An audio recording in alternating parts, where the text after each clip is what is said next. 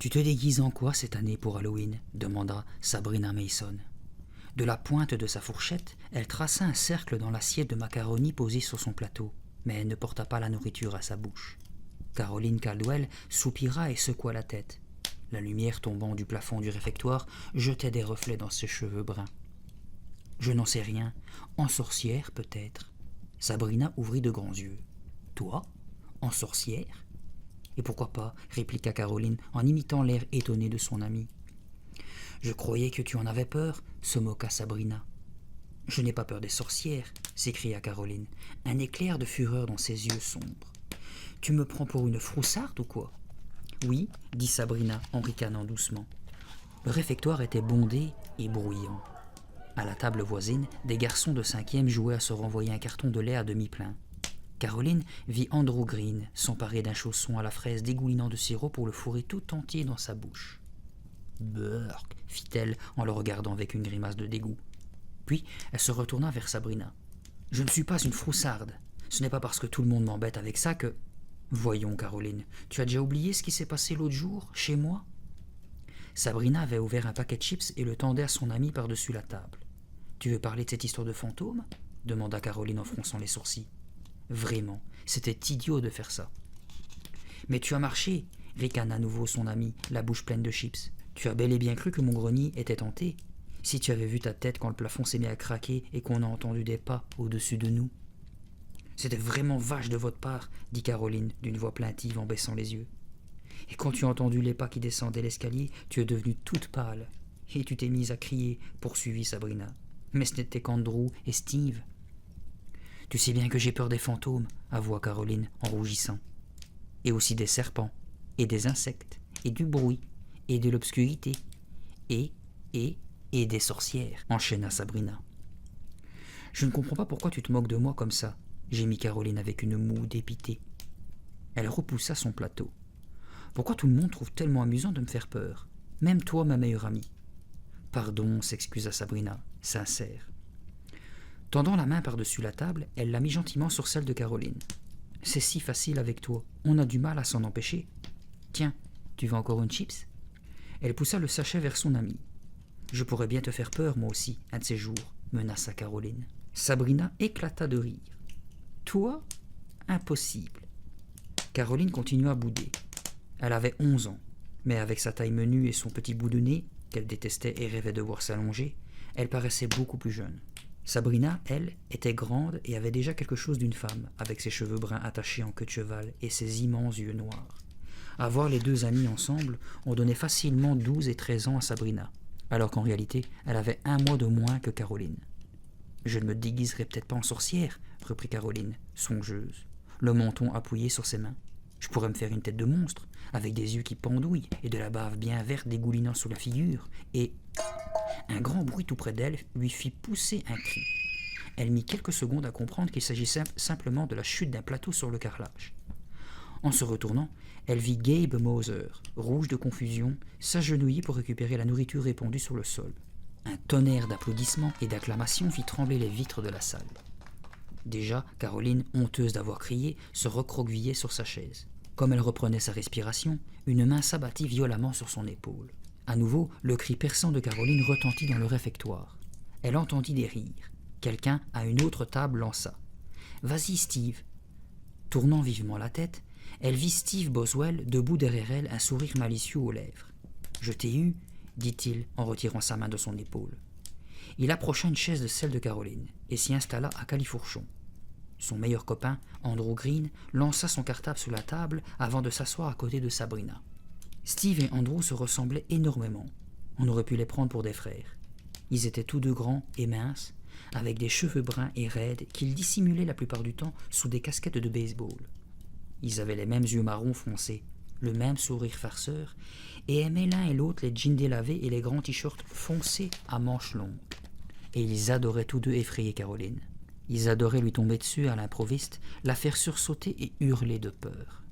Ils passaient des heures à imaginer de nouvelles façons de la surprendre. Elle jurait chaque fois qu'elle ne se laisserait plus jamais avoir. Mais jusque-là, ils avaient toujours réussi. Et Caroline menaçait toujours de se venger. Pourtant, depuis le temps qu'ils se connaissaient et qu'ils étaient amis, elle n'avait pas encore trouvé une bonne idée pour le faire. Andrew se penchait pour rattraper les dernières chips au fond du paquet de Sabrina. Elle lui administra une claque amicale sur la main.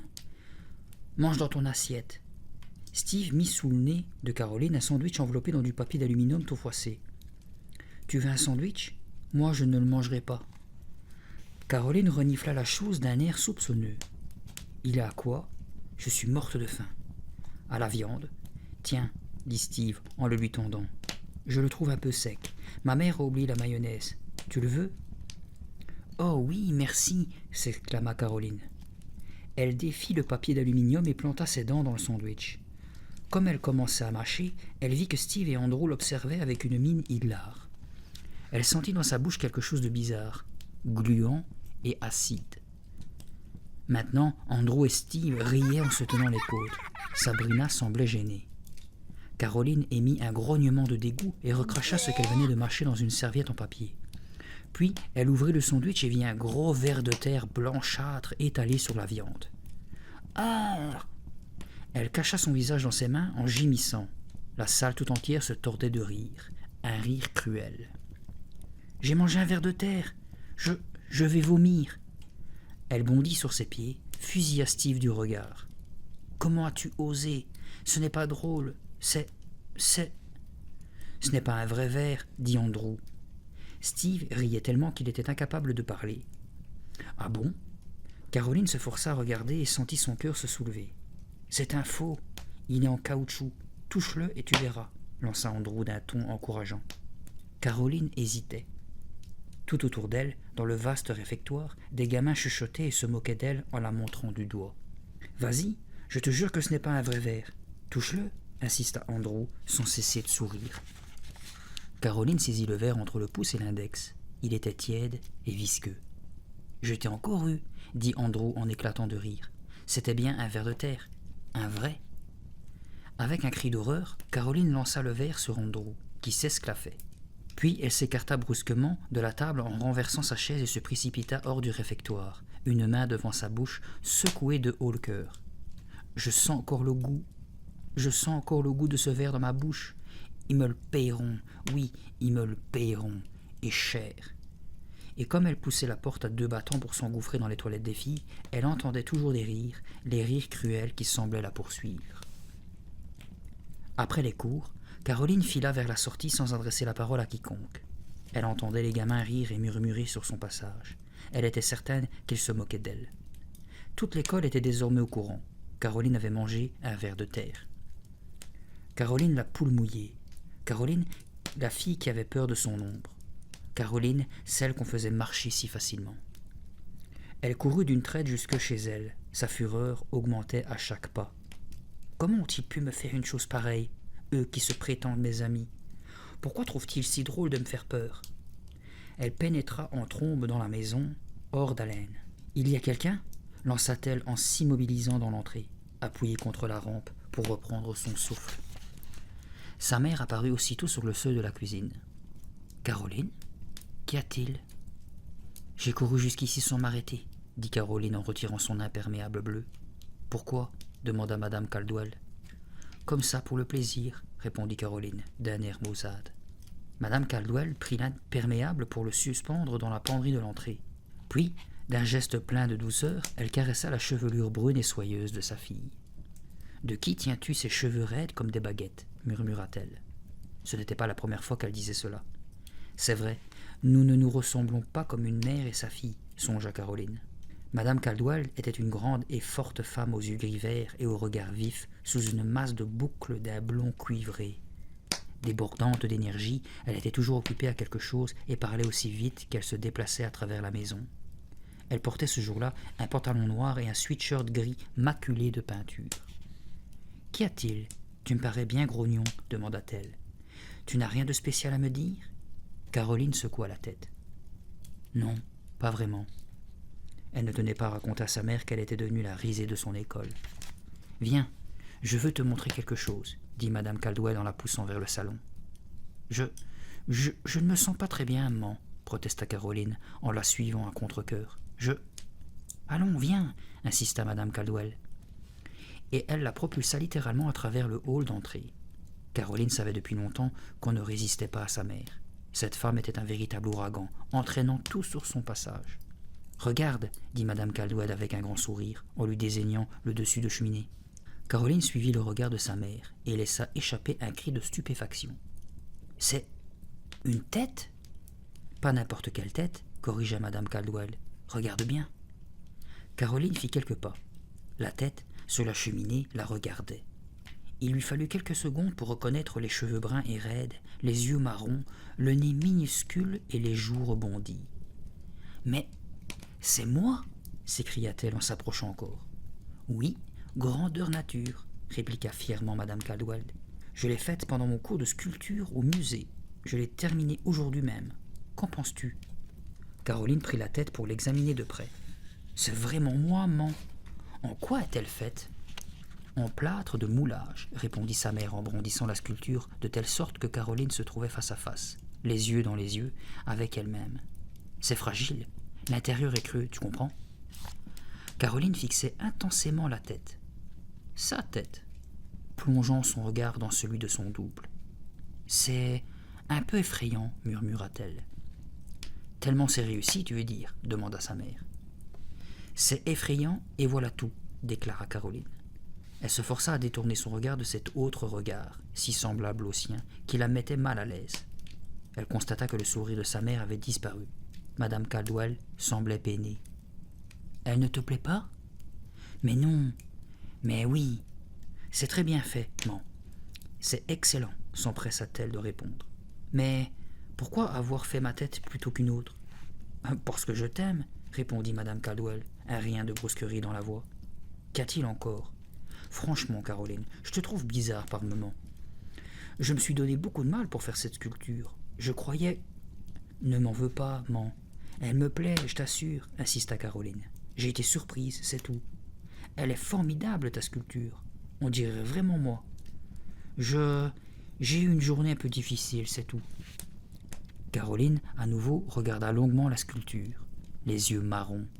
Ses yeux marrons soutinrent son regard. Le soleil de l'après-midi, entrant à flot par la fenêtre, faisait briller ses cheveux bruns.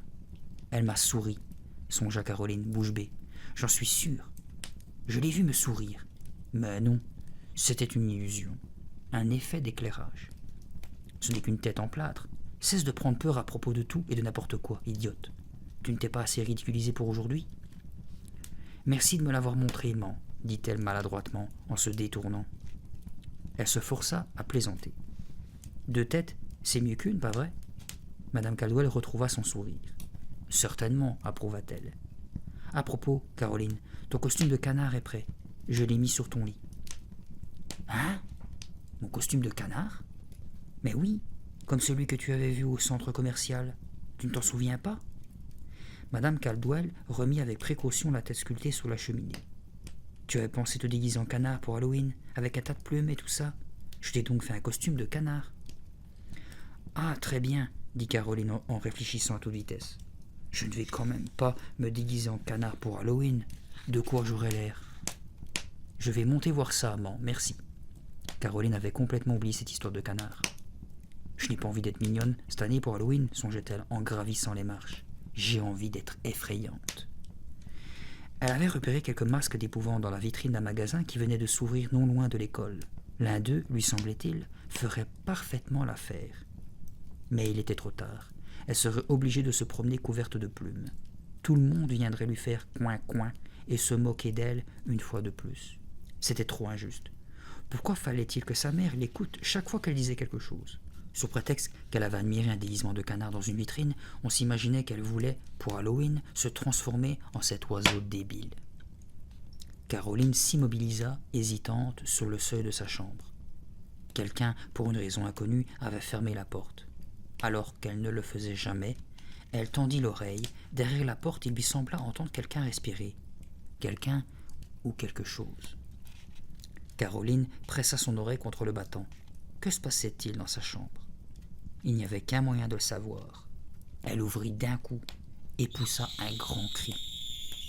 Coin, coin, coin ! Un énorme canard blanc aux plumes ébouriffées se jeta sur Caroline en battant des ailes et en poussant des cris stridents.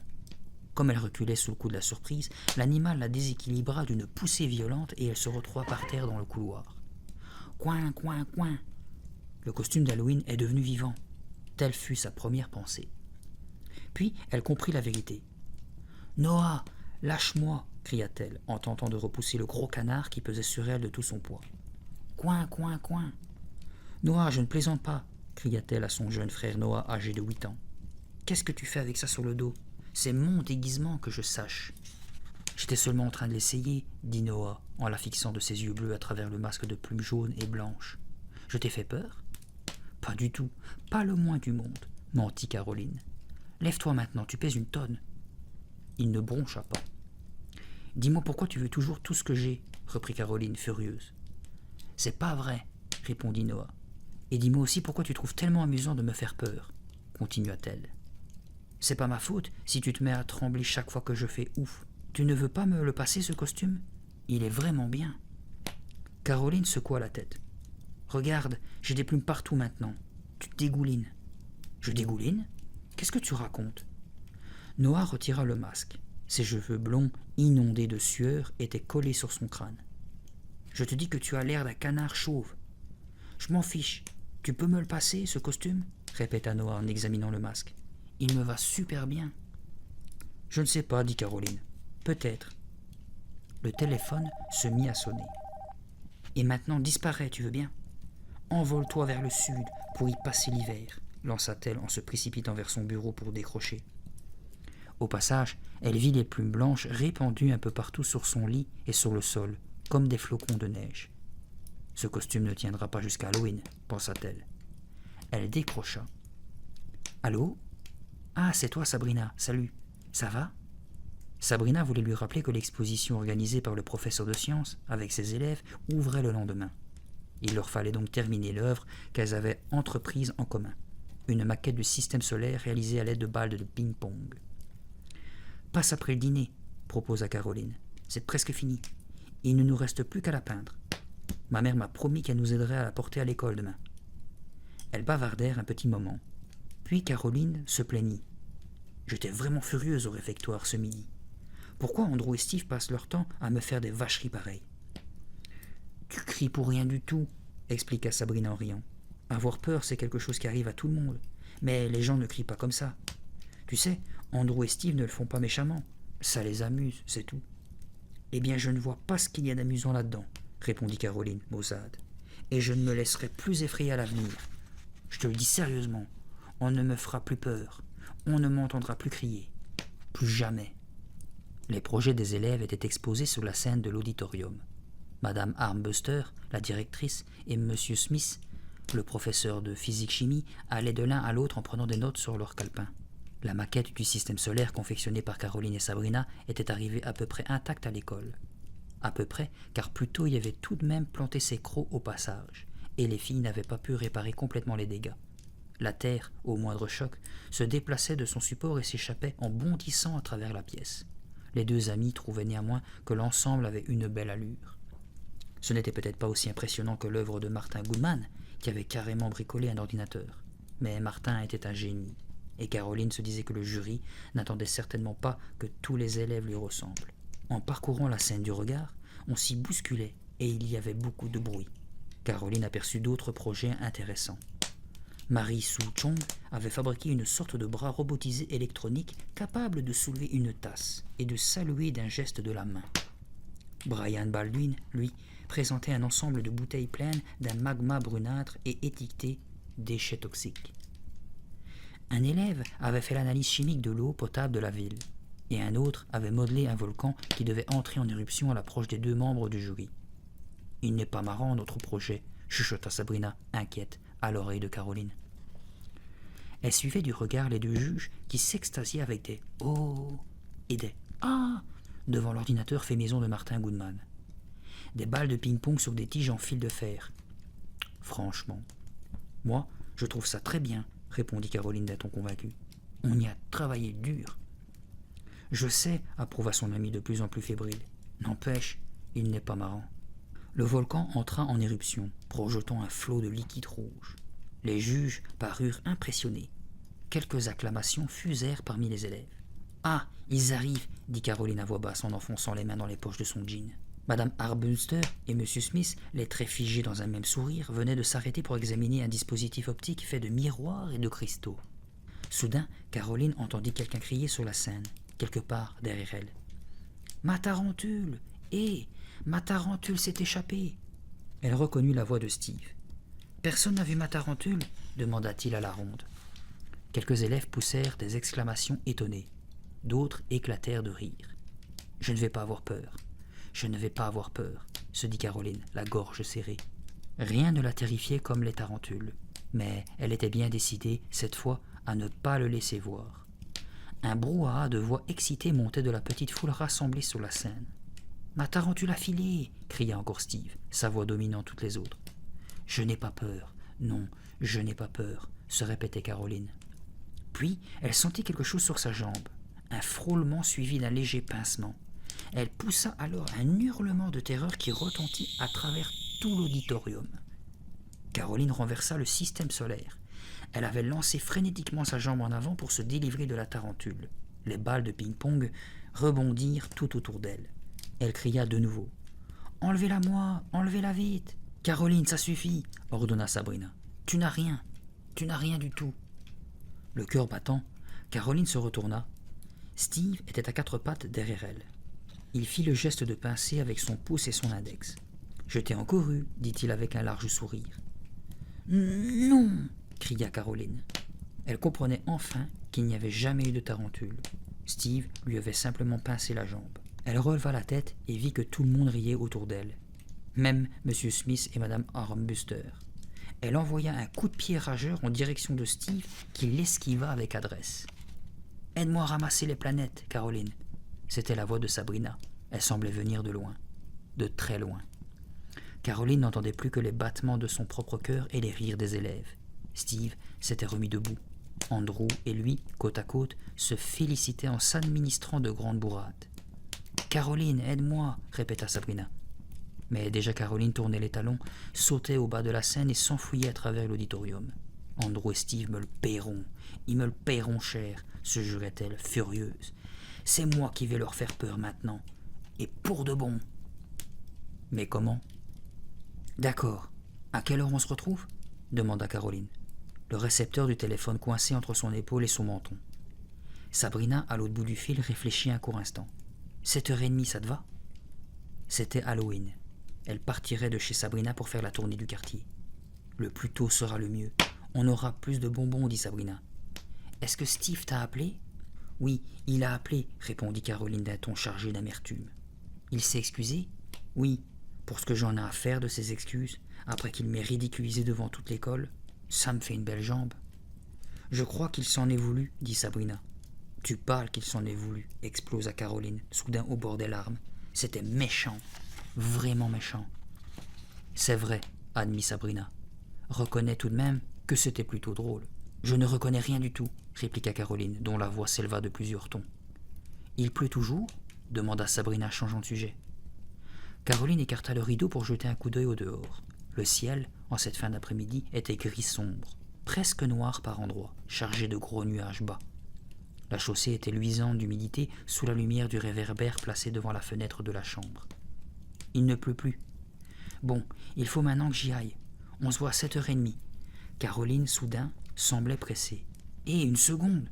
Qu'est-ce que tu as, finalement, comme costume ? C'est une surprise, dit Caroline, et elle raccrocha. Pour moi aussi, ce serait une surprise, songea-t-elle. Dans un coin de la chambre, le costume de canard était posé en boule sur un fauteuil, toutes ses plumes ébouriffées. Caroline le regarda froidement. Elle avait décidé de se rendre à la nouvelle boutique de farce et attrape et d'y choisir le masque le plus laid, le plus dégoûtant, le plus effrayant de tous. Mais sa mère était venue la chercher à l'école et lui avait demandé de veiller sur Noah jusqu'à son retour. Madame Caldwell venait juste de rentrer et il était maintenant 6h moins le quart. « Ça va être juste », se dit Caroline, les sourcils froncés en regardant sa montre. Elle s'approcha du miroir, passa la brosse dans ses cheveux. « Ça vaut peut-être la peine d'essayer, » pensa-t-elle. « Peut-être que cette boutique, pour Halloween, reste ouverte plus tard que d'habitude. » Elle ouvrit le tiroir supérieur de sa commode pour y prendre son portefeuille. Avait-elle assez d'argent pour acheter un bon masque bien effrayant ? 30$, toutes ses économies. Elle prit son blouson et descendit en toute hâte. Dehors, Il faisait froid et humide. Caroline lutta un instant avec la fermeture éclair de son blouson, sans cesser de courir à petite foulée vers la boutique de farce et attrape. Devant la maison voisine de la sienne, une lanterne dansait à la manière d'un feu follet, et sur le porche de la suivante, on avait accroché une guirlande de squelettes découpés dans du papier. Le vent sifflait à travers les arbres dénudés qui formaient une voûte au-dessus de sa tête, et les branches les plus proches grinçaient en se penchant vers elle comme de longs bras décharnés. « Comme il fait noir, c'est sinistre !» songea-t-elle. Elle se mit à courir de plus en plus vite. Une voiture la dépassa en silence.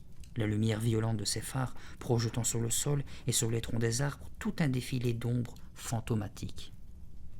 Elle aperçut de l'autre côté de la rue la maison des Carpenter qui se dressait, sombre et solitaire, au milieu d'une pelouse depuis longtemps retournée à l'état sauvage. On disait que cette vieille demeure délabrée était toujours hantée par ses anciens propriétaires, assassinés un siècle auparavant. En passant devant, Caroline ne put réprimer un frisson. Elle connaissait ce quartier comme sa poche. Elle y avait toujours vécu. Mais ce soir, il lui semblait différent. Était-ce simplement à cause de cette pluie qui faisait luire le bitume et donnait à toute chose des reflets bizarres? Non, mais il y avait dans l'air quelque chose d'oppressant. L'obscurité était plus épaisse que d'habitude. On apercevait çà et là, aux fenêtres des maisons, la lueur orangée des grosses citrouilles évidées pour former des têtes grimaçantes, éclairées de l'intérieur. Leurs bouches déformées lançaient dans les ténèbres un cri silencieux vers la foule invisible, des monstres et des vampires, qui attendaient le moment de célébrer cette nuit. Leur nuit, la nuit d'Halloween. Caroline s'efforçait, sans grand succès, de chasser toutes ces pensées qui la faisaient trembler. Enfin, elle aperçut la petite boutique. La vitrine était éclairée et 2 rangées de masques regardaient la rue. Était-ce encore ouvert? Caroline croisa les doigts pour appeler la chance, attendit au bord du trottoir pour laisser passer un camion lancé à pleine vitesse sur la chaussée mouillée, puis traversa en pressant le pas. Elle prit quelques secondes pour examiner les masques exposés dans la vitrine. Il y avait là un gorille, toutes sortes de monstres, et des crânes ornés de cheveux bleus qui semblaient plutôt évoquer des extraterrestres. Pas mal, se dit-elle. Ils sont assez laids, mais il doit y en avoir de plus effrayants à l'intérieur. Il y avait de la lumière dans la boutique. Caroline jeta un coup d'œil à travers la porte en glace. Puis, elle voulut tourner la poignée. Elle était bloquée. Caroline essaya à nouveau. Elle tenta de pousser la porte, puis de la tirer. En vain. Elle arrivait trop tard. La boutique était fermée. Caroline, déçue, poussa un profond soupir. Écrasant son nez contre la vitrine, elle essaya de voir à l'intérieur. C'était une toute petite boutique aux murs tapissés de masques, et tous ces masques semblaient la regarder. « Il se moque de moi », pensa-t-elle. « Il se moque de moi parce que j'arrive trop tard, parce que la boutique est fermée et que je vais être obligée de me déguiser en canard, et que j'aurai l'air d'une idiote avec mes plumes et mon gros bec jaune. » Soudain, une ombre bougea derrière la vitre, attirant son regard. Caroline fit un pas en arrière, retenant sa respiration. Un homme vêtu de noir la regardait d'un air étonné. « Est-ce que vous êtes fermé ?» demanda Caroline en criant pour se faire entendre à travers la vitrine. L'homme fit un geste. Il semblait dire qu'il ne la comprenait pas. Puis il tendit le bras, fit tourner la poignée et entr'ouvrit la porte. « Que voulez-vous » demanda-t-il sèchement. Ses cheveux noirs et luisants, séparés par une raie centrale, étaient plaqués sur son crâne, et sa lèvre supérieure s'ornait d'une moustache si fine qu'elle semblait dessinée de 2 traits de crayon. « Vous êtes ouvert » demanda Caroline d'une voix timide. « J'ai besoin d'un masque de Halloween. »« Il est bien tard » observa l'homme sans répondre à sa question, mais en ouvrant un peu plus la porte. « Normalement, nous fermons à 5 heures. »« Il me faut absolument un masque » reprit Caroline de son ton le plus décidé. Les petits yeux noirs de l'homme scrutaient les siens, mais son visage n'exprimait rien. « Entrez » dit-il calmement. En franchissant le seuil de la boutique, Caroline vit qu'il portait une longue cape noire. « Il est certainement déguisé pour Halloween, pensa-t-elle. Je ne peux pas croire qu'il porte cette cape en temps normal. » Elle reporta son attention sur les masques alignés le long des murs. « Vous en voulez un dans quel genre ?» demanda l'homme en refermant la porte derrière eux. Caroline fut, un bref instant, prise de peur. Les yeux qui la fixaient brillaient comme des charbons ardents. Il y avait chez cet homme quelque chose de très bizarre. Et elle était maintenant enfermée dans le magasin, seule avec lui. « J'en veux un qui soit très effrayant », dit-elle en martelant les syllabes pour lutter contre le tremblement de sa voix. L'homme se caressa le menton avec l'air de réfléchir. Puis, Le doigt pointé vers une étagère, il déclara « Les gorilles se font beaucoup cette année. Celui-ci a une fourrure en vrais cheveux. C'est le dernier qu'il me reste. » Caroline regarda le masque de gorille. Il lui parut banal, et pas assez terrifiant. « Vous n'avez rien qui fasse plus peur ?» demanda-t-elle. D'un geste vif, l'homme fit voler sa cape par-dessus son épaule pour la rejeter en arrière. « Pourquoi pas celui-ci, alors? Le jaune, aux oreilles pointues ?» demanda-t-il. « Je crois qu'il s'agit d'un personnage de Star Trek. Il m'en reste quelques-uns. »« Non. » Caroline secoua la tête. « Je voudrais quelque chose qui fasse vraiment peur. » Un sourire étrange apparut sous la fine moustache noire. Les yeux de l'homme cherchaient les siens, comme s'il avait voulu lire dans ses pensées, et ce regard la brûlait littéralement. « Regardez, dit-il avec un grand geste de la main en direction des étagères. Tout ce qui me restait là. » Caroline se retourna pour examiner les masques. Un cochon doté de longues et hideuses défenses, avec du sang dégoulinant du groin, attira son attention. « Pas mal, pensa-t-elle. Mais ce n'était pas encore le déguisement idéal. » À côté du cochon, un masque de loup-garou hirsute souriait en découvrant ses crocs effilés d'une éclatante blancheur. Mais il était lui aussi un peu trop banal, décida Caroline. Son regard s'arrêta sur un masque verdâtre de Frankenstein, sur un masque de Freddy Krueger vendu avec la main dudit Freddy, avec ses longues lames de couteau en guise de doigt, puis sur un masque de Dracula. « Il n'y a rien dans tout cela de vraiment effrayant, » se dit Caroline, qui sentait le découragement la gagner. « Je veux quelque chose qui fasse bondir Andrew et Steve, qui les fasse mourir de peur. »« Mademoiselle, il va falloir vous décider, » intervint l'homme à la cape d'une voix douce. Il était passé derrière l'étroit comptoir placé à l'entrée de la boutique et introduisait une clé dans la serrure de la caisse enregistreuse. « N'oubliez pas que nous sommes fermés. »« Pardonnez-moi, » commença Caroline, mais elle fut interrompue par la sonnerie du téléphone. L'homme tendit vivement la main pour décrocher et se mit à parler à voix basse, en tournant le dos à Caroline. Celle-ci fit quelques pas vers le fond du magasin, lentement, en étudiant les masques au passage.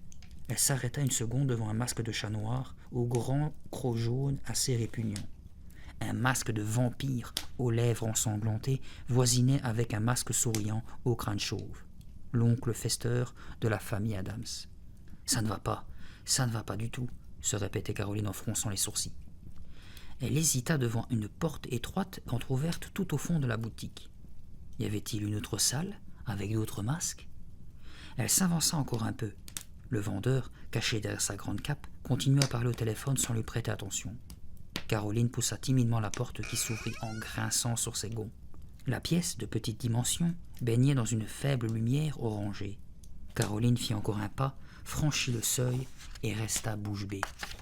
Des dizaines d'yeux morts, fichés dans des têtes posées sur des étagères, braquaient sur elle leur regard aveugle. Caroline s'était immobilisée, pétrifiée sur place à la vue de ces visages déformés, tordus, grimaçants. « Des masques, » se dit-elle. « Ce ne sont que des masques. » Mais ils étaient si affreux, si monstrueux, si vrais, qu'elle en avait le souffle coupé. Elle se retint au chambranle de la porte, n'osant pas faire un pas de plus. Et de là, elle examina un par un les masques qui grimaçaient dans la pénombre rougeoyante. L'un d'eux avait des cheveux jaunes, longs et raides comme des fils de fer tombant sur son front verdâtre anormalement bombé. Entre deux mèches, on voyait pointer la tête hirsute d'un rat dont les petits yeux méfiants luisaient comme des diamants noirs. Le masque voisin était borgne, un gros clou enfoncé dans l'une de ses orbites. Du sang coulait à flot le long de la joue décharnée, un sang si rouge, si brillant, que Caroline aurait juré qu'il coulait pour de bon. Puis suivait le masque d'un visage littéralement écorché. Des lambeaux de chair en putréfaction pendaient, découvrant l'os. Un énorme insecte noir, une monstrueuse punaise, apparaissait entre les dents pourries teintées de jaune et de vert. Caroline était partagée entre l'horreur et la curiosité. Elle avança encore d'un pas. Les lattes du parquet craquèrent sous son poids. Il fallait qu'elle voie de plus près. Ces masques semblaient si réels, si hideusement réels. Plus on s'approchait, plus on y découvrait de détails, à croire qu'ils étaient faits de chair et de peau, et non de matière plastique ou de caoutchouc. « Ils sont parfaits !»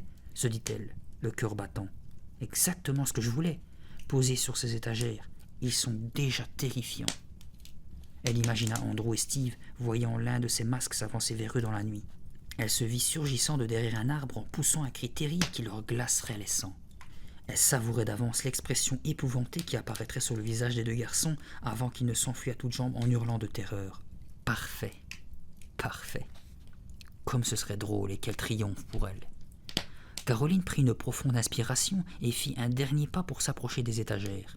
Son regard se fixa sur l'un des masques, celui qui lui semblait le plus affreux. Il avait un énorme crâne chauve, sa peau était d'une teinte jaune-vert évoquant la pourriture.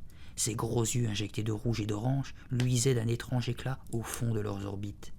Le nez, très large, était enfoncé comme celui d'un squelette. La bouche, aux lèvres rouges sombres, s'ouvrait sur des dents longues et pointues, des crocs de bêtes sauvages. Sans le quitter des yeux, Caroline tendit la main vers le masque hideux. Et à l'instant où elle le touchait, le masque poussa un cri. Caroline, à son tour, cria en retirant vivement sa main. Le masque la regardait avec un mauvais sourire. Ses yeux émirent une lueur orangée. Les lèvres se retroussèrent un peu plus sur les dents pointues. Caroline se sentit soudain prise de vertige. Que se passe-t-il ? Comme elle reculait en chancelant pour s'éloigner des étagères, elle comprit que cette exclamation furieuse ne venait pas du masque. Quelqu'un avait parlé derrière elle. Caroline fit volte-face et vit, dans l'encadrement de la porte, l'homme à la cape noire qui la fusillait du regard. Ses yeux sombres lançaient des éclairs. Sa bouche se crispait en une expression mauvaise. J'ai cru, commença Caroline avec un bref regard vers le masque. Elle était affreusement gênée. Son cœur cognait à tout rompre dans sa poitrine. Vous n'auriez pas dû voir ceci. Je regrette, dit l'homme d'une voix sourde, chargée de menaces. Il fit un pas vers elle, sa cape frôlant la porte. Que va-t-il faire ? Se demanda Caroline, le cœur battant, la gorge nouée. Pourquoi s'approche-t-il ainsi ? Que va-t-il me faire ? Je le regrette, répéta l'homme, ses petits yeux étincelants braqués sur elle. Il fit encore un pas. Caroline recula et poussa un cri perçant quand son dos heurta les étagères. Le masque hideux tressaillit et se mit à trembler comme s'il avait été vivant. Que voulez-vous dire ? Parvint-elle à articuler d'une voix blanche. Je voulais seulement... Je regrette que vous ayez vu cela, car ils ne sont pas à vendre, dit l'homme sans changer de ton. Il passa devant elle pour remettre l'un des masques sur son support. Caroline laissa échapper un profond soupir de soulagement. Il n'avait pas l'intention de me faire peur, pensa-t-elle. C'est moi qui me fais peur, et personne d'autre. Croisant les bras sur sa poitrine, elle s'efforça de retrouver son calme et d'apaiser les battements de son cœur. Et elle se poussa sur le côté pendant que l'homme continuait à arranger les masques sur leur étagère. Il les manipula avec précaution, les recoiffant d'une main légère, époussetant avec des gestes tendres leurs crânes boursouflés et maculés de sang. « Ils ne sont pas à vendre ? Mais pourquoi ?» demanda Caroline. Sa voix tremblait encore et dérapait vers les aigus. « Trop effrayant !» répondit l'homme. Il se tourna vers elle avec un sourire. « Mais justement, j'en veux un qui soit vraiment horrible !» protesta Caroline. « Je veux celui-ci. » Elle lui montra du doigt celui qu'elle avait touché, le masque à la bouche grande ouverte et aux affreuses dents pointues. « Trop effrayant !» répéta l'homme en rejetant sa cape par-dessus son épaule. « Mais enfin, c'est Halloween ce soir !» s'écria Caroline. « J'ai là-bas un masque de gorille qui fait vraiment peur !» proposa l'homme avec un geste de la main, l'invitant à retourner dans la première pièce. « Vous allez voir, il a l'air de gronder. Je vous le laisserai à un bon prix, puisque vous êtes ma dernière cliente. » Caroline secoua la tête en croisant les bras sur sa poitrine d'un air de défi. « Ce n'est pas un masque de gorille qui fera peur à Andrew et Steve, dit-elle. » L'homme changea brusquement d'expression. « À qui ? Ce sont des amis à moi, expliqua Caroline. « Il me faut celui-là, insista-t-elle. Il est tellement horrible. J'ai presque peur de le toucher. Il est parfait. »« Trop effrayant, répéta l'homme sans quitter le masque des yeux. Sa main effleura le front verdâtre. « Je ne peux pas prendre une telle responsabilité. »« Il a l'air si vrai, s'exclama Caroline, enthousiaste. Ils vont tous les deux s'évanouir en le voyant, j'en suis certaine. Et après ça, ils n'essaieront plus jamais de me faire peur. »« Mademoiselle, s'impatienta l'homme en jetant un coup d'œil à sa montre, je vous prie maintenant de vous décider. »« S'il vous plaît, supplia Caroline. S'il vous plaît, monsieur, vendez-le-moi. Tenez. » Plongeant la main dans la poche de son jean, elle en retira l'argent qu'elle avait apporté. « Mademoiselle, je... 30 $, interrompit Caroline en mettant les billets dans la main de l'homme. « C'est assez, n'est-ce pas ? » ?»« Ce n'est pas une question de prix, dit-il. Ces masques ne sont pas à vendre. » Déjà, il se dirigeait vers la sortie de la boutique en soupirant d'un air excédé. « Je vous en prie, j'en ai besoin. J'en ai réellement besoin. implora Caroline en lui emboîtant le pas. « Ces masques sont trop réels, dit l'homme. Il se retourna, fit un geste en direction des étagères. « Je vous préviens. Vous voulez bien? Vous voulez bien ?» Il hocha la tête en fermant les yeux. « Vous risquez de le regretter. »« Non, je ne le regretterai pas. Je sais que je ne le regretterai pas, » s'écria joyeusement Caroline. Avec un nouveau soupir, l'homme mit l'argent dans la poche de sa veste. Puis, il prit délicatement le masque sous l'étagère, redressa les oreilles pointues et le lui tendit. « Merci !» claironna Caroline en lui arrachant des mains. « Il est tout simplement parfait, absolument parfait. » Elle avait pris le masque par le nez, entre le pouce et l'index. Elle fut surprise par le contact de cette matière tendre et bizarrement tiède. « Merci encore !» lança-t-elle en se précipitant vers la sortie. « Vous ne voulez pas le mettre dans un sachet ?» demanda l'homme. Mais Caroline n'était déjà plus là. Elle traversa la rue et s'éloigna en courant. Le ciel était maintenant d'un noir d'encre. On n'y voyait pas briller la moindre étoile. La chaussée restait luisante après la pluie de l'après-midi. « Ce sera une nuit d'Halloween comme il n'y en a jamais eu, » songea Caroline, ravie. « Parce que cette fois, je tiens ma revanche. » Elle mourait d'impatience à l'idée de la surprise qu'elle réservait à Steve et Andrew. Elle se demanda quel serait leur déguisement. Ils avaient parlé l'un et l'autre de se peindre le visage en bleu et de se teindre les cheveux de la même couleur pour se transformer en mort-vivant. Nul. Vraiment nul.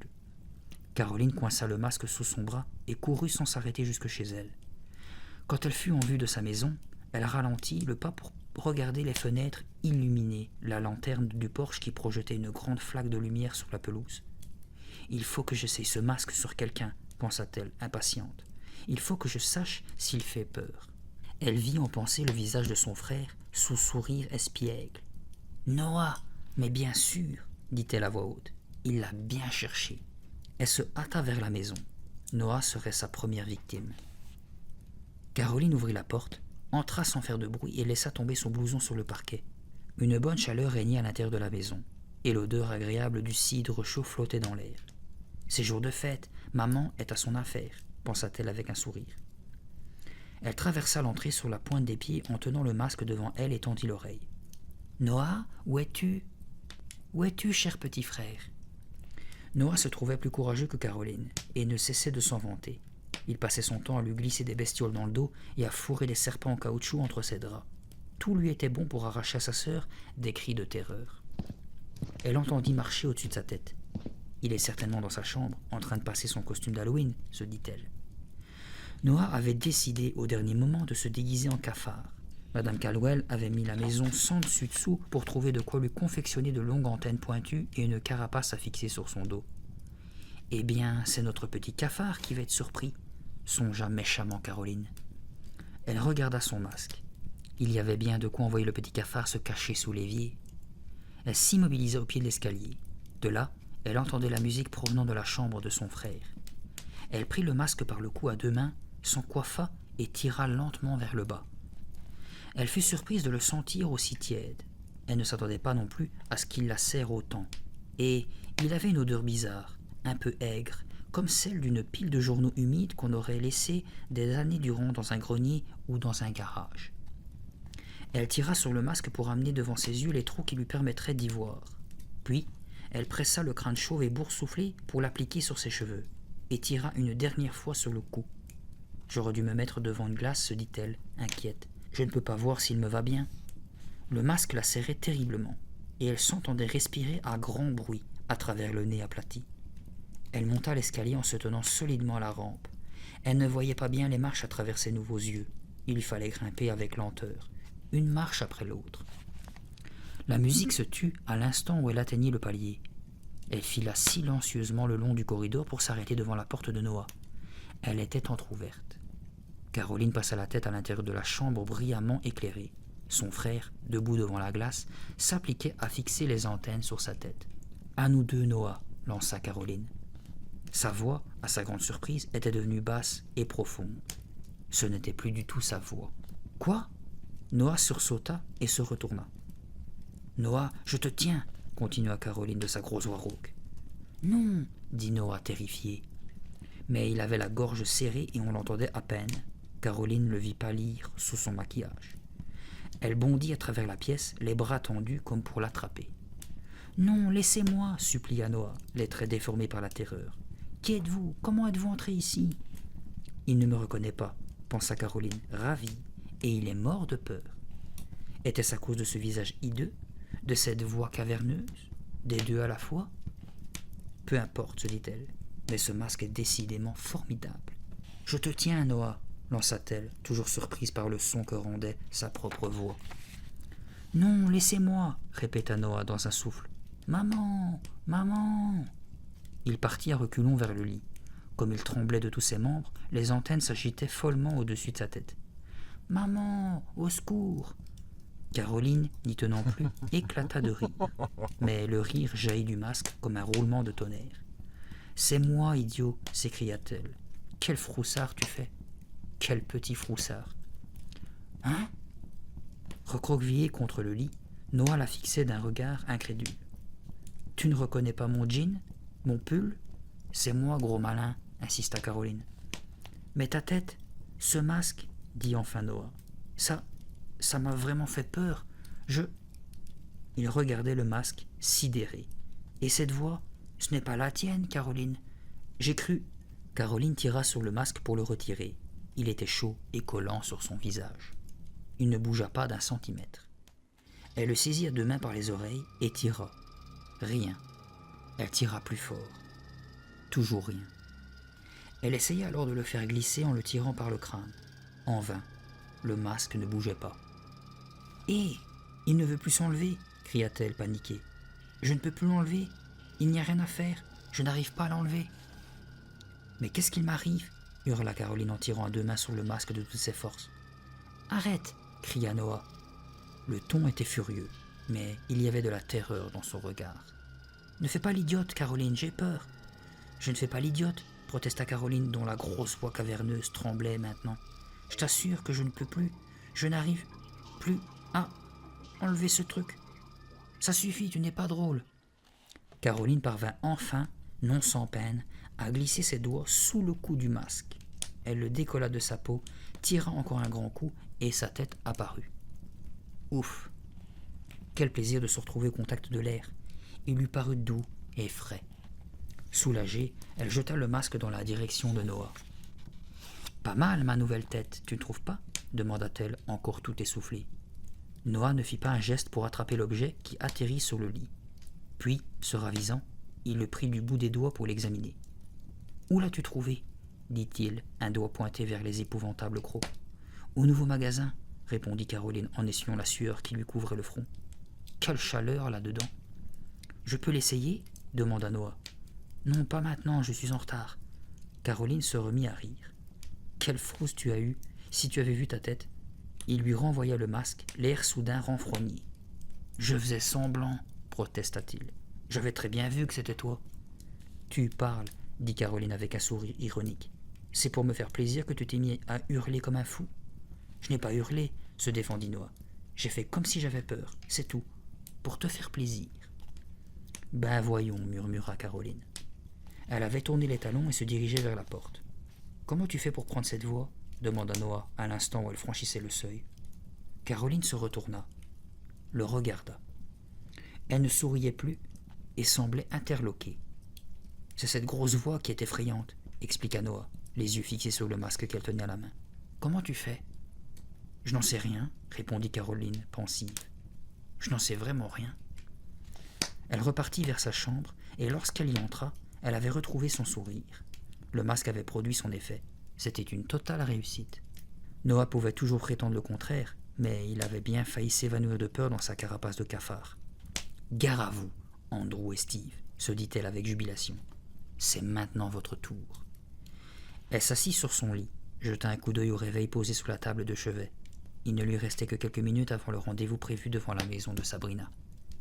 Quelques minutes qu'il lui fallait mettre à profit pour imaginer le meilleur moyen de leur infliger la plus belle frousse de leur vie. « Je ne vais pas bêtement leur sauter dessus, » se dit Caroline en effleurant du bout des doigts les crocs acérés. « Ce serait trop banal. Il faut faire quelque chose qui les impressionne vraiment, quelque chose dont ils se souviendront longtemps. » Elle caressa les oreilles pointues du masque, puis elle sourit. Elle venait d'avoir une idée. Caroline tira du placard un vieux manche à balai et l'épousseta pour l'examiner. Il était en bois et très long. « Parfait, dit-elle à mi-voix. Elle s'assura que sa mère se trouvait toujours dans la cuisine. Madame Caldwell, ça, elle en était certaine, n'approuverait pas son projet. Elle croyait encore que sa fille allait se déguiser en canard. Caroline traversa le salon sous la pointe des pieds en direction de la cheminée, où elle prit la sculpture en plâtre que sa mère y avait laissée. « C'est fou ce qu'elle me ressemble, songea-t-elle, en tenant la sculpture à hauteur de son visage, pour la regarder attentivement. Et on a l'impression qu'elle va parler. Maman a vraiment du talent. » Avec précaution, elle plaça la tête en plâtre sur le manche à balai. Elle tenait parfaitement en équilibre. Elle la porta devant le grand miroir du salon. On dirait que je tiens ma propre tête au bout d'une pique. Formidable. Elle posa le manche à balai et la tête contre le mur pour enfiler le masque. À nouveau, l'odeur aigre lui emplit les narines, et elle sentit sur son visage la chaleur dégagée par le masque. Il semblait se tendre et se contracter au contact de sa peau, comme pour mieux l'envelopper. En levant les yeux vers le miroir, elle ne put réprimer un sursaut. Elle se faisait peur à elle-même. On dirait un vrai visage, pensa-t-elle, incapable de détacher son regard de son reflet. On dirait même que mes yeux font partie de ce masque. Comme elle remuait ses propres lèvres, elle vit s'ouvrir et se refermer la bouche répugnante. Et on croirait une vraie bouche. Ce masque n'a pas l'air d'un masque. Il a l'air d'un visage, laid et difforme, mais un vrai visage. Elle passa ses mains sur le front grotesquement bombé, sur l'énorme crâne chauve qui emprisonnait ses cheveux. Ce masque était extraordinaire. Elle ne comprenait pas comment le marchand avait pu hésiter à le lui vendre. C'était vraiment le masque le plus effrayant, le plus épouvantable qu'elle ait jamais vu. La terreur de Maple Avenue, ce soir, ce sera moi, lança-t-elle à son hideux reflet dans le miroir. Préparez-vous au choc, les garçons. Vous n'avez pas fini de faire des cauchemars. Caroline s'immobilisa à l'instant de franchir la porte. Elle venait d'entendre les pas de sa mère dans le couloir. « Je veux te voir, ma chérie. Est-ce que ton déguisement est bien à ta taille ?» J'aurais peut-être mieux fait de la mettre au courant, songea Caroline, qui se sentit soudain coupable. Mais je craignais de lui faire de la peine en ne mettant pas ce costume de canard. Si elle me voit maintenant, elle risque d'avoir une sacrée surprise. Et elle sera furieuse en plus, quand elle verra que j'ai emprunté sa sculpture. Elle va m'obliger à la remettre sous la cheminée, c'est sûr. Et tout sera raté. « Je suis en retard, maman, lança Caroline, étonnée, une fois de plus, d'entendre sa voix caverneuse à travers le masque.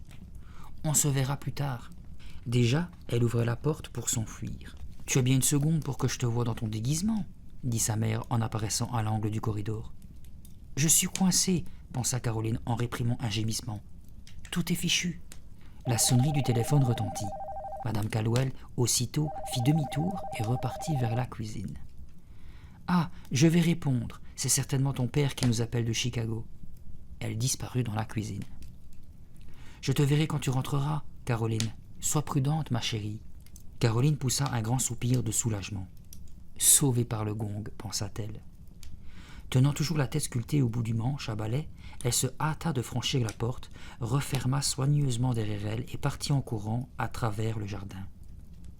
Le temps s'était éclairci, mais la nuit était froide. Le croissant de lune montait au-dessus des arbres, aux branches dénudées.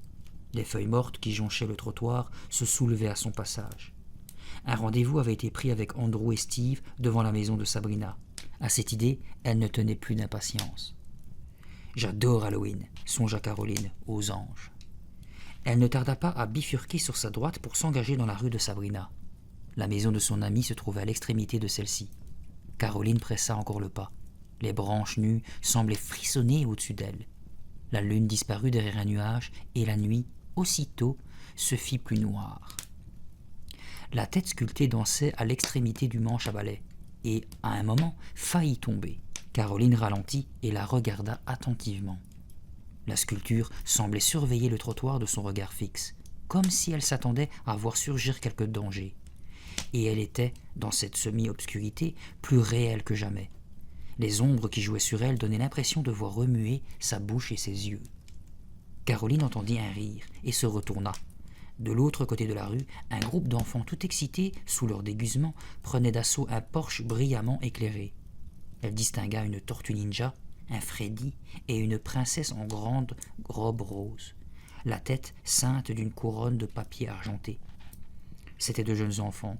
2 mères restées au bas des marches veillaient sur eux. Caroline vit la porte s'ouvrir et les enfants recevoir leurs bonbons. Puis, elle reprit son chemin.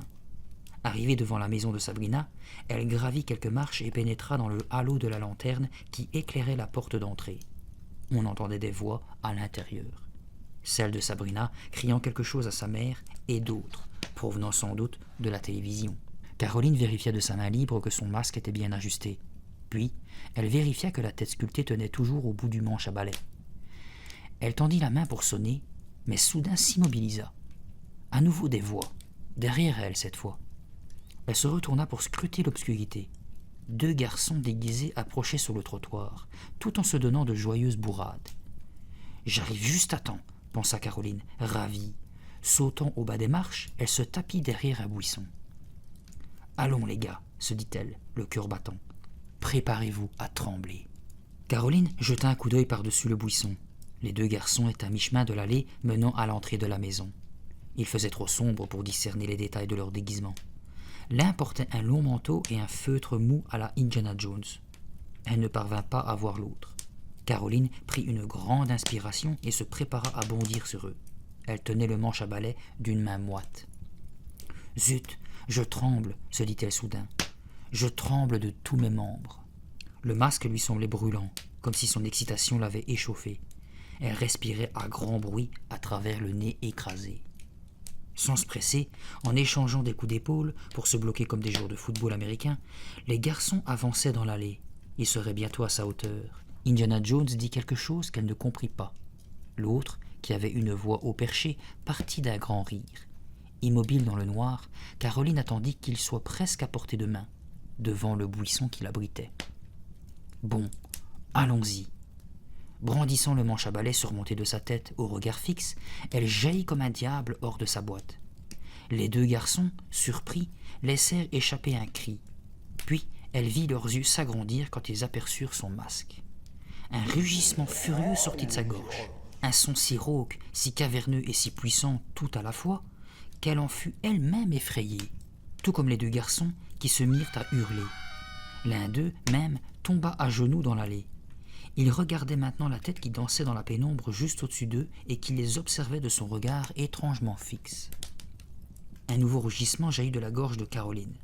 Il partait sur une note basse qui semblait venir de très loin, avant de s'élever vers les aigus pour déchirer l'air comme le cri d'une bête sauvage. « Non !» hurla l'un des garçons. « Qui êtes-vous » cria l'autre. « Mais laissez-nous tranquilles !» À cet instant, Caroline entendit un pas rapide sur les feuilles mortes qui tapissaient le sol de l'allée. Elle se retourna et vit une femme arriver en courant, drapée dans un grand imperméable. « Dis donc, toi, qu'est-ce que tu fiches ici ? Tu as fait peur à mes enfants. »« Pardon ?» Caroline fit un effort pour avaler sa salive. Elle regarda ses 2 victimes. « Attendez, » dit-elle, en réalisant qu'il ne s'agissait pas de Andrew et Steve. « Qu'est-ce que tu fiches ici ?» répéta la femme hors d'haleine. Elle avança d'un pas et se plaça entre les 2 garçons pour les prendre chacun par l'épaule. « Ça va, vous 2 ?»« Oui, ça va, maman, » répondit Indiana Jones. L'autre portait un nez de clown et s'était peint la figure en rouge. « Elle nous a sauté dessus à l'improviste, » dit-il à sa mère, en évitant le regard de Caroline. « Ça nous a fait peur. » La femme se tourna vers Caroline, furieuse. « Tu n'as rien trouvé de mieux que de faire peur à ces 2 petits ? Pourquoi ne joues-tu pas avec des enfants de ton âge ?» Caroline, en temps normal, se serait excusée. Elle aurait expliqué à cette femme qu'il s'agissait d'une méprise, qu'elle croyait avoir affaire à 2 autres garçons. Mais là, dissimulée sous son masque hideux, avec l'impression d'entendre encore l'étrange rugissement qui venait de s'échapper de sa gorge, elle n'avait pas la moindre envie de s'excuser. Elle éprouvait de la colère, et elle ne savait pas très bien pourquoi. « Fichez le camp !» lâcha-t-elle d'une voix sourde, en menaçant la femme de son manche à balai. La tête, sa tête en plâtre, regardait fixement les 2 garçons et leur mère. « Qu'est-ce que tu dis ?» demanda la femme en élevant le ton. « Qu'est-ce que tu dis ?»« Je dis, fichez le camp !» répéta Caroline d'une voix si caverneuse et si cruelle qu'elle en fut elle-même épouvantée. La femme se campa devant elle, les bras croisés sur son imperméable. Elle plissa les paupières pour mieux la regarder. « Qui tu es, toi ? Comment tu t'appelles ? Tu habites par ici ? Man, allons-nous-en !» intervint le garçon à la tête de clown en tirant sa mère par la manche. « C'est ça, filons d'ici !» approuva son frère. « Fichez le camp, c'est un conseil !» gronda Caroline. La femme la fusillait du regard et ne semblait pas décidée à bouger.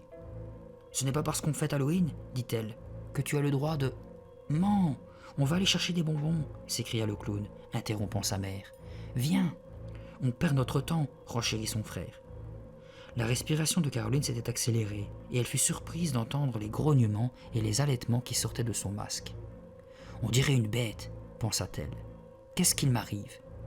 Une fureur incontrôlable s'était déchaînée en elle et ne cessait de croître. Ses joues étaient brûlantes et il lui semblait que son sang s'était mis à bouillir dans ses veines. Son corps tout entier était agité d'un terrible tremblement, prêt à exploser.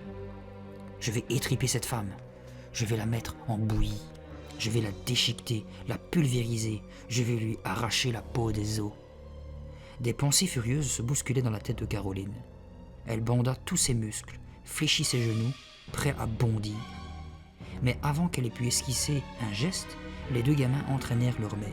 « Partons, maman. Oui, partons. Elle est folle. »« Et oui, je suis folle, folle, folle, folle !» Le mot résonna et se répercuta comme un grondement de tonnerre dans la tête de Caroline. Le masque était de plus en plus chaud, de plus en plus sur son visage. La femme lui lança un dernier regard furibond. Puis elle tourna les talons et repartit avec ses deux garçons. Caroline, le souffle court, les regarda s'éloigner. Elle avait une terrible envie de les poursuivre, de leur faire peur pour de bon. Mais un cri, tout près, l'arrêta dans son élan. Sabrina, debout sur la plus haute marche du perron, s'appuyait d'une main à la porte qu'elle venait d'ouvrir. Un mélange de crainte et d'étonnement se lisait sur son visage. « Qui est là ?» demanda-t-elle en scrutant l'obscurité. Sabrina s'était déguisée en femme panthère, avec un costume gris et un masque argenté. Ses cheveux bruns étaient tirés en arrière. Elle regardait Caroline avec insistance, sans rien dire. « Tu ne me reconnais pas ?» lança Caroline de sa voix caverneuse, en se rapprochant. Elle vit une lueur d'épouvante dans le regard de son amie. Sabrina, cramponnée à la poignée de la porte, ne se décidait pas à franchir le seuil.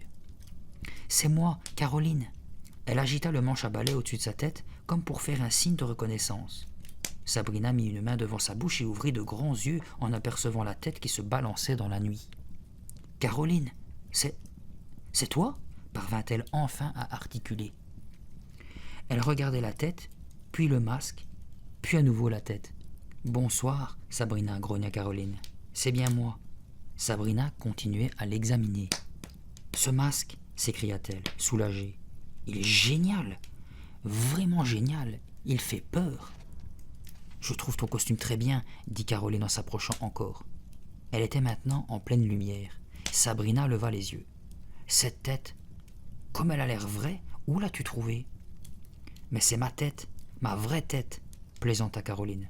« Franchement, Caroline, quand je l'ai vue, c'est ma mère qui l'a faite, » expliqua Caroline. « Tu sais qu'elle étudie la sculpture. »« J'ai cru voir une vraie tête, » dit Sabrina en frissonnant. « Et ses yeux, ils ont une façon de vous regarder. » Puis elle reporta son attention sur le masque. « Quand Andrew et Steve vont te voir, vivement qu'ils me voient, » pensa Caroline. « Quand est-ce qu'ils arrivent ?» demanda-t-elle en jetant un coup d'œil vers la rue. « Steve vient de m'appeler, » répondit Sabrina. « Il voulait me prévenir qu'il serait un peu en retard. Il doit d'abord faire un tour du quartier avec sa petite sœur. » Caroline soupira, déçue. « On peut commencer sans eux, » proposa Sabrina. « Ils nous rejoindront. »« D'accord. Je vais chercher mon manteau et on y va. » Après un dernier regard à la tête qui se balançait à l'extrémité du manche à balai, Sabrina s'engouffra dans la maison et la porte claqua sur elle. Le vent avait recommencé à souffler quand les deux filles se mirent en route. Les feuilles mortes tourbillonnaient sur le trottoir. Les branches nues s'agitaient et craquaient sous les rafales. Au-dessus des toits sombres et pentus, la lune faisait de brèves apparitions entre les nuages. Sabrina n'en finissait plus de raconter tous les problèmes qu'elle avait dû résoudre avant d'endosser son déguisement. Au premier essai, il s'était déchiré à la jambe, et il avait fallu le rapporter au magasin. Puis, elle avait eu beaucoup de mal à trouver un masque assorti. Caroline écoutait en silence. Elle était terriblement déçue qu'Andrew et Steve ne soient pas venus au rendez-vous et elle n'arrivait pas à le cacher. « Et s'ils ne viennent pas nous rejoindre ?» se demandait-elle. « Si nous ne les voyons pas de la soirée ?» Sabrina lui avait donné un sac pour recueillir des friandises. Caroline le tenait d'une main et de l'autre brandissait son manche à balai en s'appliquant à le maintenir bien droit pour que la tête sculptée ne risque pas de tomber. « Alors, Caroline, tu ne m'as pas dit où tu avais acheté ce masque ? ce n'est pas ta mère qui l'a fait, n'est-ce pas? Tu l'as trouvé dans ce nouveau magasin? Attends, je veux le toucher, tu permets? Sabrina était d'un naturel bavard, mais elle semblait décidée, ce soir-là, à battre tous ses records. Caroline s'arrêta docilement pour permettre à son amie de toucher le masque. Sabrina pressa son doigt contre la joue et le retira vivement. « Oh, on dirait une vraie peau !» Caroline éclata d'un rire méprisant qu'elle ne se connaissait pas. « Ça alors, en quoi c'est fait ?» demanda Sabrina. « C'est de la peau, non? Ou peut-être un genre de caoutchouc ?»« Sans doute, » murmura Caroline. « Mais pourquoi c'est chaud comme ça? Ce n'est pas désagréable à porter, tu dois être en nage là-dessous. » Prise d'un brusque accès de rage, sous cette avalanche de questions, Caroline posa le sac et le manche à balai. « Tais-toi, tais-toi, mais tais-toi donc !» gronda-t-elle. Puis, avec un cri sauvage, elle saisit Sabrina à la gorge de ses deux mains et se mit à l'étrangler. Sabrina poussa un cri étouffé et faillit tomber à la renverse pour échapper aux mains qui la serraient le cou. « Caroline !» octa-t-elle. Mais sa voix n'était plus qu'un souffle. « Qu'est-ce qui me prend ?» se demanda Caroline, horrifiée en regardant son amie. « Pourquoi ai-je fait cela ?» Elle desserra son étreinte et lança. « Eh bien, je t'ai eu !» Et elle se mit à rire. « Si tu avais vu ta tête, Sabrina, tu as cru que j'allais t'étrangler pour de bon ?» Sabrina se massait le cou en fronçant les sourcils. « C'était une blague? Tu m'as fait une peur bleue !» Caroline rit de plus belle. « C'est mon personnage qui veut ça, dit-elle, un doigt pointé vers son masque. Il faut ce qu'il faut, n'est-ce pas? Ha ha! J'adore faire peur aux gens. D'habitude, c'est moi qui tremble. » Elle reprit le sachet et le manche à balai, remit la tête en place à l'extrémité de celui-ci. Puis, elle fonça vers la maison la plus proche. Sur la façade bien éclairée, on avait accroché une pancarte avec les mots « Vive Halloween ». Sabrina m'a-t-elle cru quand je lui ai dit que c'était une blague? Se demandait-elle en sonnant à la porte. Qu'est-ce qui m'a pris? Pourquoi me suis-je mise en colère tout à coup? Pourquoi me suis-je jetée sur ma meilleure amie? Sabrina avança d'un pas pour se placer à côté d'elle au moment où on leur ouvrait la porte. Deux blondinets, un petit garçon et une petite fille, apparurent sur le seuil. Leur mère se tenait derrière eux. « Donnez-moi quelque chose ou je vous jette un sort !» s'écrièrent Caroline et Sabrina à l'unisson. « Oh, regardez donc cet affreux masque !» dit la femme à ses deux enfants en souriant à Caroline. « Qu'est-ce que vous êtes? Un chat ?» demanda le petit garçon à Sabrina. Sabrina lui répondit par un miaulement. « Je suis la femme panthère, se présenta-t-elle. »« L'autre, je l'aime pas du tout, » s'exclama la petite fille en se tournant vers sa mère. « Il fait trop peur. »« Mais non, ce n'est qu'un masque pour s'amuser, » répondit sa mère d'un ton rassurant. « Il fait trop peur, il me fait peur, » répéta la petite fille. Caroline se pencha pour ramener son visage, grimaçant à la hauteur de la petite fille. « Je vais te manger, » gronda-t-elle, menaçante. La fillette poussa un cri et courut se cacher à l'intérieur de la maison. Son frère fixait Caroline avec de grands yeux stupéfaits. La mère mit rapidement quelques bonbons dans les sacs des deux amies. « Vous n'auriez pas dû lui faire aussi peur, » dit-elle doucement. « Elle va avoir des cauchemars. » Au lieu de s'excuser, Caroline se tourna brusquement vers le petit garçon. « Toi aussi, je vais te manger. »« Eh, ça suffit !» protesta la mère. Caroline partit d'un rire profond et rauque qui lui déchirait la gorge, sauta du haut des marches et s'éloigna en coupant à travers la pelouse. « Pourquoi tu fais cela ?» demanda Sabrina en la rattrapant. « Pourquoi avoir fait peur à ces petits-enfants ?»« C'est le masque qui m'y a encore poussé, » répondit Caroline. Elle avait dit cela comme une plaisanterie, mais cette idée la troublait. Elles visitèrent quelques autres maisons. Dans l'une d'entre elles, un homme d'un certain âge, vêtu d'un pullover bleu déchiré, fit mine d'être terrorisé par le masque de Caroline. Sa femme voulut absolument les faire entrer pour permettre à sa vieille mère de voir leur superbe déguisement. Caroline n'était pas enthousiasmée par cette idée, mais elle suivit Sabrina à l'intérieur de la maison. L'ancêtre, immobilisé dans son fauteuil roulant, les fixa d'un regard inexpressif. Caroline se mit à grogner, sans réussir à l'impressionner pour autant. Dépitée, elle tourna les talons. Au moment où elle sortait, l'homme au pullover bleu lui donna à chacune une pomme verte. Caroline attendit d'être sur le trottoir, puis se retourna, leva le bras et de toutes ses forces lança la pomme contre la porte de la maison. Le fruit s'y écrasa avec un grand bruit. « Vraiment, j'ai horreur qu'on me donne des pommes pour Halloween, » déclara-t-elle, « surtout des vertes. »« Caroline, tu m'inquiètes ?» s'écria Sabrina en la regardant avec insistance. « Je ne te reconnais plus. »« Et non, ce soir, je ne suis plus la même. Je ne suis plus cette pitoyable petite chose tremblante de peur qui vous faisait tant rire, » pensa Caroline. Donne-moi ça, dit-elle en saisissant la pomme de Sabrina dans le sac de cette dernière. Qu'est-ce que tu fais? Arrête, protesta Sabrina. Mais Caroline déjà levait le bras. Le fruit, cette fois, atteignit la gouttière en zinc. L'homme au pullover bleu apparut sur le seuil de la maison. « Hé là, à quoi jouez-vous » ? « Filons » cria Caroline. Les deux filles détalèrent. Elles ne s'arrêtèrent qu'une fois hors de vue de la maison. Sabrina, à bout de souffle, saisit Caroline par les épaules. « Tu es folle, dit-elle, haletante. Tu es complètement folle. Il faut un fou pour reconnaître un fou, répondit joyeusement Caroline. Elles éclatèrent de rire. Caroline scrutait l'obscurité dans l'espoir de voir Andrew et Steve. Elle aperçut un petit groupe de gamins costumés à l'angle de la rue, mais il n'y avait toujours pas de trace des deux garçons. La rue était bordée de maisons plus petites et plus proches les unes des autres. « Séparons-nous, » proposa Caroline, appuyée sur son manche à balai. « Comme ça, on aura plus de bonbons. » Sabrina fronça les sourcils et regarda son amie d'un air méfiant. « Caroline, je sais bien que tu n'aimes pas les sucreries, » s'exclama-t-elle. Mais Caroline, déjà, s'enfouillait sa tête sculptée d'encens au-dessus d'elle à l'extrémité du manche à balai. « Ce soir, c'est moi qui m'amuse, » pensa-t-elle avec délice. « Moi !» Elle était excitée comme jamais, et elle sentait aussi monter en elle un sentiment étrange, qu'elle n'aurait pas su décrire. Un besoin. Quelques minutes plus tard, elle atteignit le bout de la rue. Elle hésita. Allait-elle traverser pour visiter les maisons d'en face ou changer de rue? Là où elle se trouvait, il faisait très sombre. La lune, une fois de plus, avait disparu derrière d'épais nuages. Le réverbère placé au coin de la rue était en panne. Sur le trottoir d'en face, 4 très jeunes enfants costumés gloussaient en s'approchant d'une maison au porche décorée par une citrouille éclairée de l'intérieur. Caroline recula pour se tapir dans une zone d'ombre. Des voix lui parvinrent. C'étaient des garçons. Andrew et Steve? Non, ce n'étaient pas des voix familières. Les garçons se disputaient pour savoir vers quelle maison ils iraient ensuite. L'un d'eux voulait rentrer chez lui pour appeler un ami.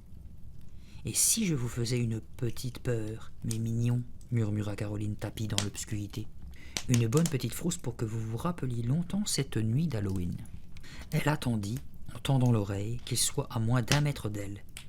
Elle les voyait maintenant, 2 momies aux têtes enveloppées de bandelettes de gaz. Plus près, plus près. Soudain, elle jaillit de l'ombre en poussant un cri sauvage. Les 2 garçons firent un bond en arrière. « Ah !» L'un d'eux voulut crier, mais sa voix s'étrangla dans sa gorge. L'autre laissa tomber son sachet de friandises. Comme il se penchait pour le ramasser, Caroline s'avança prestement et le lui arracha des mains avant de partir en courant. « Revenez, c'est à moi !»« Hé !» Ils crièrent avec des voix perçantes, tremblantes de peur et de stupéfaction. En traversant la rue, Caroline jeta un regard par-dessus son épaule pour savoir s'ils la suivaient. Non, ils avaient bien trop peur. Ils restaient plantés au coin de la rue, serrés l'un contre l'autre, se contentant de protester. Sans lâcher le sac de friandises volé, Caroline renversa la tête en arrière et se mit à rire. D'un rire cruel, triomphant, d'un rire qu'elle entendait pour la première fois. Elle versa le butin du garçon dans son propre sac, puis poursuivit sa route. Elle se sentait bien, vraiment forte, et prête à s'amuser encore. « Venez donc, Andrew et Steve, pensa-t-elle. C'est à votre tour maintenant. » Caroline trouva Steve et Andrew quelques minutes plus tard. Ils étaient de l'autre côté de la rue, en train d'examiner le contenu de leur sac à friandises à la lumière d'un réverbère. Elle se cacha derrière le tronc d'un vieil arbre pour mieux les épier. Son cœur cognait dans sa poitrine. Aucun des 2 garçons n'avait pris la peine de se composer un vrai déguisement. Andrew avait un foulard rouge noué autour de la tête et un loup noir lui dissimulait le haut du visage. Steve, qui s'était passé les joues au noir, portait de vieilles chaussures de tennis et un imperméable en lambeaux. « On est censé le prendre pour un clochard ?» se demanda Caroline. Elle les regarda compter leurs friandises. Apparemment, ils étaient dehors déjà depuis pas mal de temps. Leur sac avait l'air bien rempli. Soudain, Steve jeta un coup d'œil dans sa direction. Caroline ramena vivement sa tête derrière le tronc d'arbre. L'avait-il vu? Non. « Ne sois pas impatiente, » se dit-elle. « Tu pourrais tout faire rater. Il y a assez longtemps que tu attends ce moment. » Les 2 garçons se dirigeaient maintenant vers l'entrée de la maison la plus proche. Caroline jaillit de derrière son arbre, faillit tomber en se prenant les pieds dans le manche à balai et traversa la rue à toutes jambes pour se dissimuler derrière une haie.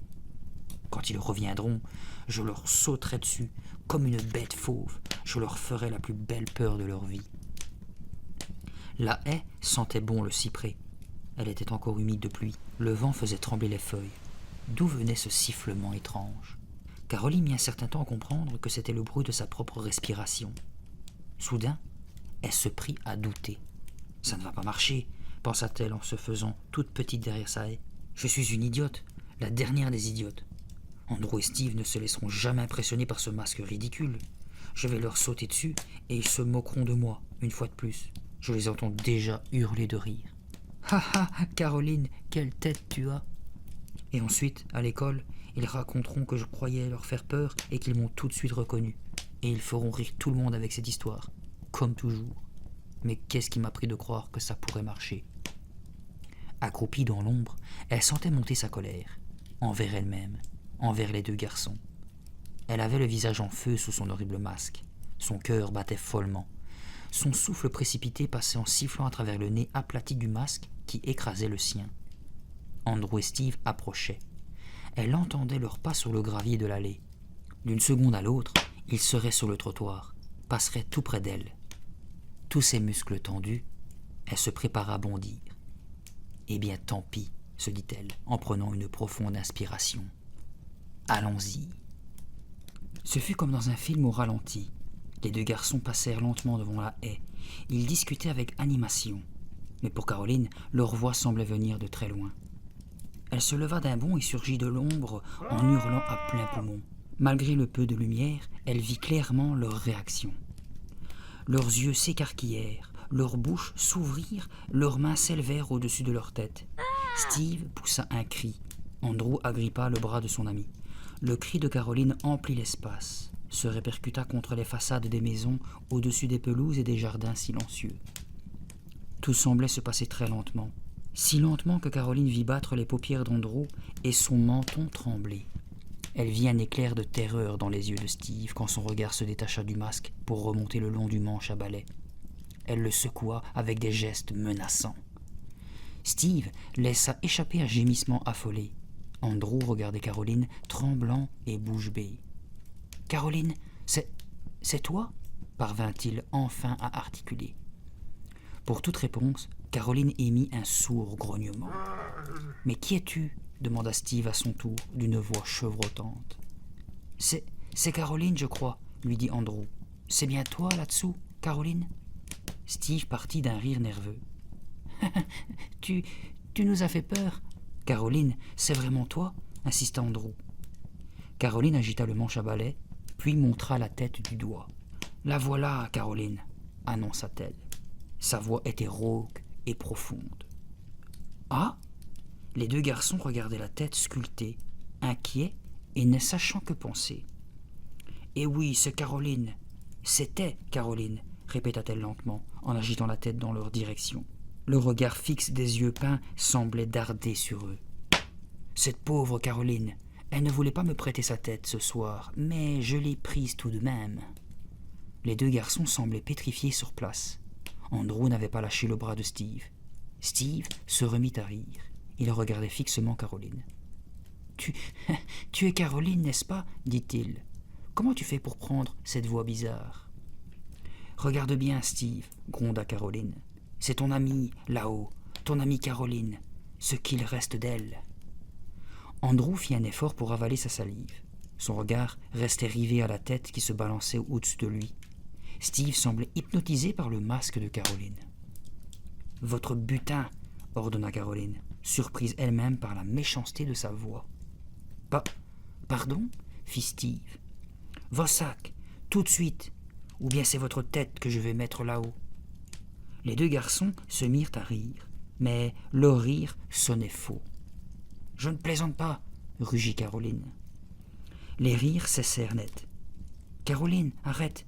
murmura Andrew, hésitant, tremblant de peur. « Oui, laisse-nous !» dit Steve d'une voix à peine audible. « Dernier avertissement. Passez-moi les sacs si vous tenez à garder votre tête sur vos épaules !» répéta froidement Caroline en les menaçant de son manche à balai. À cet instant, tous trois regardaient la tête sculptée aux traits figés qui paraissait si réelle et qui ressemblait tellement à Caroline Caldwell. Un coup de vent soudain fit bouger la tête, et ils virent tous les trois, à cet instant, ses yeux battre des paupières. Une fois, 2 fois, les yeux noirs battaient des paupières, puis les lèvres s'entr'ouvrirent pour émettre un son rauque, une sorte de râle. Paralysée de terreur, Caroline regardait comme les 2 garçons le visage qui venait de s'animer. Et tous trois virent les lèvres bouger lentement, difficilement, comme pour former des mots.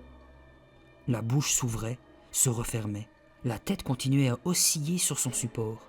Ils comprirent tous en même temps les mots qui se formaient silencieusement. « Aidez-moi, aidez-moi » Prise de terreur, Caroline lâcha le manche à balai. Il tomba à côté de Andrew et la tête roula sur la haie. « La tête, elle est vivante !» cria Steve. Andrew laissa échapper un long gémissement. Sans un mot de plus, les 2 garçons jetèrent leur sac de bonbons et s'enfuirent à toutes jambes. On entendait leurs semelles de caoutchouc claquer sur le trottoir. Le vent soufflait autour de Caroline, comme pour l'empêcher d'avancer. Elle avait envie de renverser la tête en arrière et de hurler à la lune. Envie d'arracher son manteau et de s'envoler dans la nuit. Envie de grimper à un arbre, de sauter sur un toit et de rugir sous le ciel sans étoiles. Elle resta un long moment immobile, figée sur place, laissant le vent la fouetter. Les 2 garçons avaient disparu. Ils s'étaient enfuis, terrorisés. Terrorisés ? Caroline avait réussi. Ils étaient quasiment morts de peur. Elle savait qu'elle n'oublierait jamais l'expérience épouvantée qui s'était peinte sur leur visage, la frayeur et l'incrédulité qu'elle avait vue dans leurs yeux, et qu'elle n'oublierait jamais non plus le sentiment de triomphe qui l'avait envahie elle-même, le goût exquis de la vengeance. Un court instant, elle avait eu peur elle-même, elle avait cru que la tête plantée sur le manche à balai était devenue vivante, avait cligné des yeux et que ses lèvres s'étaient mises à former des mots en silence. Un bref instant, elle avait partagé leur frayeur. Elle s'était laissée prendre à son propre subterfuge. Mais, bien sûr, cette tête n'était pas vivante. Les lèvres, bien sûr, n'avaient pas remué, n'avaient pas articulé cet appel silencieux. « Aidez-moi, aidez-moi » C'était à cause des ombres, les ombres des nuages qui couraient devant la lune, chassés par les rafales dans ce ciel noir encore chargé d'humidité. Où était passée la tête et le manche à balai qu'elle avait laissé tomber? Peu lui importait désormais. Elle n'en avait plus besoin. Elle avait gagné. Elle courut à travers les pelouses, sautant par-dessus les buissons et les haies, volant au-dessus du sol. Elle courut droit devant elle, à l'aveuglette, tandis que les maisons défilaient à toute vitesse. Le vent furieux tourbillonnait et elle tourbillonnait avec lui, filant au-dessus des trottoirs, bondissant dans les hautes herbes telle une feuille emportée par le vent. Sans lâcher son sac de friandises bien rempli, elle passa comme une flèche devant des groupes d'enfants costumés, des citrouilles illuminées et des squelettes bringue-ballants pendus aux entrées des maisons. Quand elle fut à bout de souffle, elle s'arrêta et ferma les yeux, attendant que son cœur cesse de cogner contre sa poitrine et que son sang cesse de battre à ses tempes. Lorsque soudain, par derrière, une main s'abattit sur son épaule. Caroline, surprise, fit volte-face en poussant un grand cri. « Sabrina !» Sabrina sourit et lui lâcha l'épaule. « Ça fait des heures que je te cherche, » dit-elle. « Où étais-tu passé ?»« Je crois que je m'étais perdue, » répondit Caroline, encore essoufflée. « Tu as disparu comme par enchantement, » s'exclama Sabrina avec un air de reproche. « Et toi, ça va ?» demanda Caroline en s'efforçant de prendre sa voix habituelle. « Non, j'ai déchiré mon costume, » gémit son amie. Elle tira sur l'étoffe pour montrer à Caroline l'accroc qu'elle avait à la jambe. « Je me suis accrochée sur une saleté de boîte aux lettres. »« C'est dommage, » commenta Caroline d'un ton compatissant. « Tu as fait peur à beaucoup de gens avec ce masque ?» s'enquit Sabrina tout en s'efforçant de dissimuler au mieux la déchirure de son costume. « Oui, à quelques gamins. »« Il est vraiment abominable, » dit Sabrina. « C'est pour ça que je l'ai choisi. » Elles rirent toutes deux. « Et tu as récolté beaucoup de bonbons ?» demanda Sabrina. Elle prit le sac de Caroline pour regarder à l'intérieur. « Bravo !»« J'ai fait pas mal de maisons, » expliqua Caroline. « Rentrons chez moi, on comptera notre butin, » proposa Sabrina. « D'accord. » Caroline suivit son amie. Elles traversèrent la rue. « À moins que tu n'aies encore quelqu'un à visiter, » dit Sabrina en s'arrêtant au milieu de la chaussée. « Non, j'en ai assez, » répondit Caroline. Elle se mit à rire au fond d'elle-même. J'ai fait ce soir tout ce que je voulais faire. Elles se remirent en marche. Elles avançaient à contre-vent, mais Caroline n'avait pas froid du tout. 2 filles passèrent en courant, vêtues de robes à fanfreluches, outrageusement maquillées et coiffées de perruques blondes. L'une d'elles ralentit en apercevant le masque de Caroline. Puis, elle poussa un cri étouffé et se hâta de rattraper son amie. « Tu as vu Andrew et Steve ?» demanda Sabrina. « Je les ai cherchés partout. J'ai passé la soirée à chercher des gens d'ailleurs. Toi, Andrew et Steve. Vous ne vous êtes pas rencontrés ?» Caroline haussa les épaules. « Je les ai vus, dit-elle. Il y a un petit moment, là-bas, ajouta-t-elle en montrant la direction d'un mouvement de tête. Quelle paire de poules mouillées !»« Comment ? Steve et Andrew ?» La surprise se lisait sur le visage de Sabrina. « Oui, dès qu'ils ont vu mon masque, ils sont partis en courant, » expliqua Caroline avec un petit rire. « Et ils criaient. J'aurais voulu que tu les entendes. » Sabrina se mit à rire à son tour. « Je ne peux pas le croire, » s'exclama-t-elle. « Eux qui aiment tant jouer les durs. » « Je les ai appelés, mais ils ont continué à courir, » poursuivait Caroline avec un sourire moqueur. « C'est incroyable. Incroyable, mais vrai. Ils t'ont reconnu ?» Caroline haussa les épaules. « Je n'en sais rien. Ils m'ont regardé et ils ont filé comme des lapins. »« Ils m'avaient prévenu qu'ils avaient l'intention de te faire peur, » révéla Sabrina. « Ils voulaient arriver tout doucement derrière toi et pousser des cris sauvages. » Caroline sourit de plus belle. Pas facile d'arriver sans bruit et par derrière quand on court parce qu'on vient d'avoir la plus belle frousse de sa vie. Elles étaient devant la maison de Sabrina. « J'ai pas mal de bonnes choses là-dedans, » dit celle-ci en scrutant l'intérieur de son sac. « Il a fallu que j'en ramasse beaucoup car je dois partager avec ma cousine. Elle est grippée et elle n'a pas pu sortir ce soir. »« Moi je ne partagerai pas, » dit Caroline. « Noah est sorti avec ses copains. Il va sans doute en rapporter pour une année entière. » Sabrina frappa à la porte. Sa mère vint ouvrir et elles entrèrent. « En voilà un masque !» s'exclama la mère de Sabrina en regardant Caroline. « Ça s'est bien passé, les filles ?»« Très bien, maman, » répondit Sabrina en poussant son amie vers sa chambre. Une fois seules, les 2 filles s'empressèrent de vider leur sac sur la moquette. « Hé, regarde !» s'écria Sabrina. « Du chocolat au lait, c'est celui que je préfère. »« Je déteste ça, » dit Caroline en brandissant une gigantesque sucette. « La dernière fois qu'on m'en a offert une, je me suis coupé la langue. » Elle jeta la sucette sur le tas de Sabrina. « Merci, merci 1000 fois, » lança Sabrina d'un ton sarcastique. Elle retira son masque et le posa par terre. Ses joues étaient écarlates. Elle secoua ses cheveux bruns. « Ouf, on se sent mieux, ce masque me tenait chaud. » Puis, regardant son amie, « Et toi, Caroline, tu ne veux pas retirer ton masque ? Tu dois bouillir là-dedans. » « Hein ?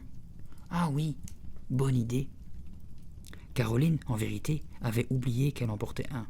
Elle le saisit à 2 mains par les oreilles. « Ah !» Le masque ne bougea pas d'1 millimètre. Elle tira alors sur le sommet de la tête. Puis elle essaya de le décoller en tirant sur les joues. « Ah ! Qu'est-ce qu'il y a ?» demanda Sabrina, toujours penchée sur son tas de friandises. Caroline ne répondit pas. Elle essayait maintenant de retirer le masque en le roulant sur son cou. Puis, elle tira à nouveau sur les oreilles. « Caroline, qu'est-ce qui ne va pas ?» demanda Sabrina en levant enfin les yeux. « Aide-moi !» supplia Caroline d'une voix étranglée par la peur. « S'il te plaît, aide-moi. Le masque, je n'arrive plus à l'enlever. » À genoux sur la moquette, Sabrina délaissa son tas de friandises. « Caroline, arrête de faire le clown. »« Je ne fais pas le clown !» se lamenta Caroline, qui sentait la panique l'envahir. « Tu n'as pas assez effrayé de gens pour ce soir ?»« Idiote, je n'essaie pas de te faire peur. Je te dis que je n'y arrive pas !» s'écria Caroline au bord des larmes. Elle tirait désespérément sur les oreilles du masque. En vain. Sabrina se leva et s'approcha de son amie. « Tu veux dire qu'il est trop serré ?» Caroline, maintenant, tirait sur le menton. Elle laissa échapper un cri de douleur. « Ça colle à ma peau. Aide-moi !» Sabrina éclata de rire. « On aura l'air maligne si on est obligé d'appeler les pompiers pour te l'enlever. » Caroline n'apprécia pas la plaisanterie. Agrippant le masque à 2 mains au sommet de sa tête, elle tira de toutes ses forces, sans aucun résultat. Le sourire de Sabrina disparut. « Ma parole, mais c'est vrai que tu ne plaisantes pas. Tu es vraiment coincée là-dedans ?» Elle saisit à son tour le haut du masque. « Comme c'est chaud !» s'écria-t-elle. « Tu dois étouffer là-dessous. »« Aïe ! Pas si fort, tu me fais mal !» Sabrina tira plus doucement. Le masque ne bougea pas. Elle le saisit par les joues. « Aïe, aïe, aïe !» hurla Caroline. « C'est collé à ma figure. »« C'est en quoi ?» demanda Sabrina en l'examinant. « Ça n'a pas l'air d'être du caoutchouc. On dirait de la peau. »« Je ne sais pas en quoi c'est fait, et je m'en fiche, grommela Caroline. Je veux l'enlever. Je crois qu'on ferait mieux de le découper. Avec des ciseaux, par exemple. Tu n'as pas peur de l'abîmer ? » « Ça m'est égal, cria Caroline en tirant rageusement sur les oreilles du masque.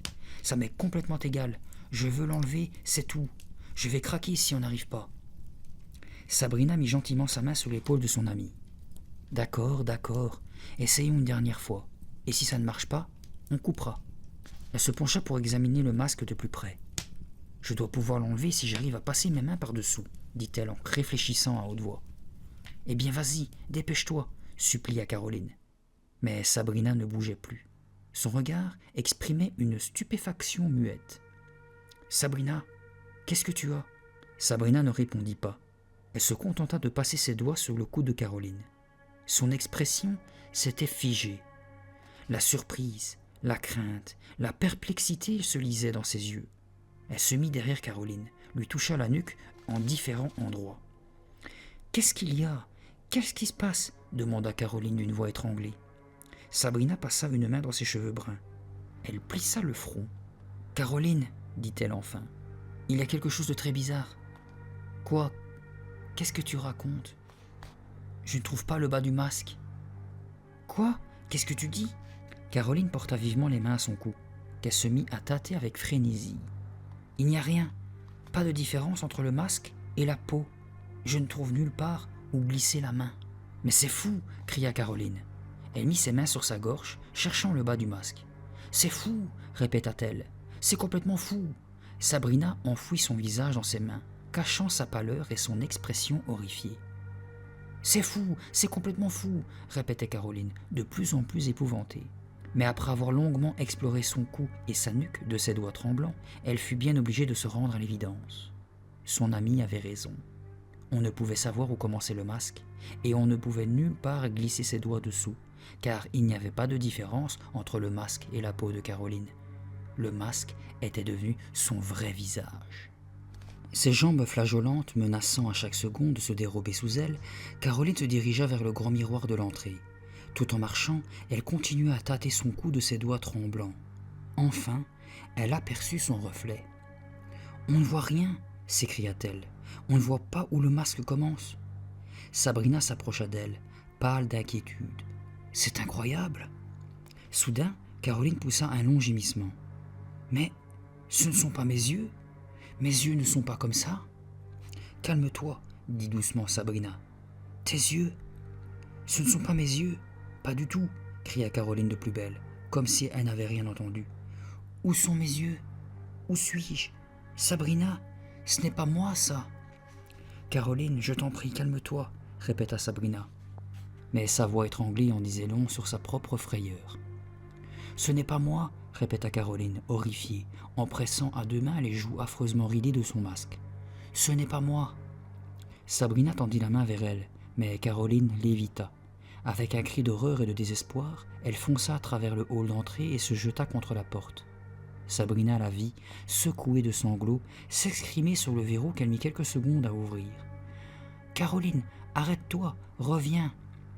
Indifférente aux appels de son amie, Caroline s'enfonçait déjà dans la nuit. La porte claqua lourdement derrière elle. Tandis qu'elle s'éloignait en courant, elle entendit Sabrina l'appeler du seuil de la maison. « Caroline, ton manteau! Reviens, tu as oublié ton manteau !» Les semelles de Caroline claquaient sur le bitume. Elle courait dans l'ombre épaisse, sous le couvert des arbres. Elle courait pour se cacher, pour fuir les regards, et pour échapper à l'horreur de ce visage hideux qui lui masquait le sien et refusait de le lui rendre. Elle atteignit le trottoir, tourna à droite et continua à courir. Elle ne savait pas où elle allait, mais elle ne voulait plus voir les yeux qu'elle avait aperçus dans le miroir. Les yeux de quelqu'un d'autre, sur son propre visage. Mais ce n'était plus son visage, ce n'était plus sa tête, c'était la tête d'un monstre horrible qui s'était superposé, collé, accroché à la sienne. Avec un nouveau cri de panique, Caroline s'élança à travers la chaussée et poursuivit sa course. Les silhouettes fantomatiques des arbres se découpaient en noir sur le ciel et les branches frissonnaient au-dessus d'elles. Les maisons défilaient à nouveau, avec de temps à autre la lueur orangée d'une citrouille illuminée posée sur le rebord d'une fenêtre. Elle courait dans l'obscurité, respirant à grand bruit à travers le nez aplati du masque. Elle courait, en baissant la tête, cette tête grimaçante qui n'était pas la sienne, et gardait les yeux obstinément fixés au sol. Mais où qu'elle regarde, c'était toujours ce masque qu'elle voyait. L'affreuse peau jaunâtre, boutonneuse et crevassée, les yeux rougeoyants, les crocs pointus comme ceux d'un fauve. « Mon visage, mon visage !» Des cris perçants la tirèrent de ses pensées. Caroline regarda devant elle et vit un petit groupe d'enfants déguisés. Ils étaient 6 ou 7 qui la regardaient et la montraient du doigt. Elle les regarda à son tour en poussant un grognement de bête sauvage. Ils se turent instantanément. On voyait le regard qui se demandait si elle plaisantait ou s'il devait prendre sa menace au sérieux. « Qu'est-ce que tu es censé être ?» demanda une fillette vêtue d'un costume de clown rouge et blanc. « Je suis censé être moi, mais je ne le suis pas, » songea amèrement Caroline.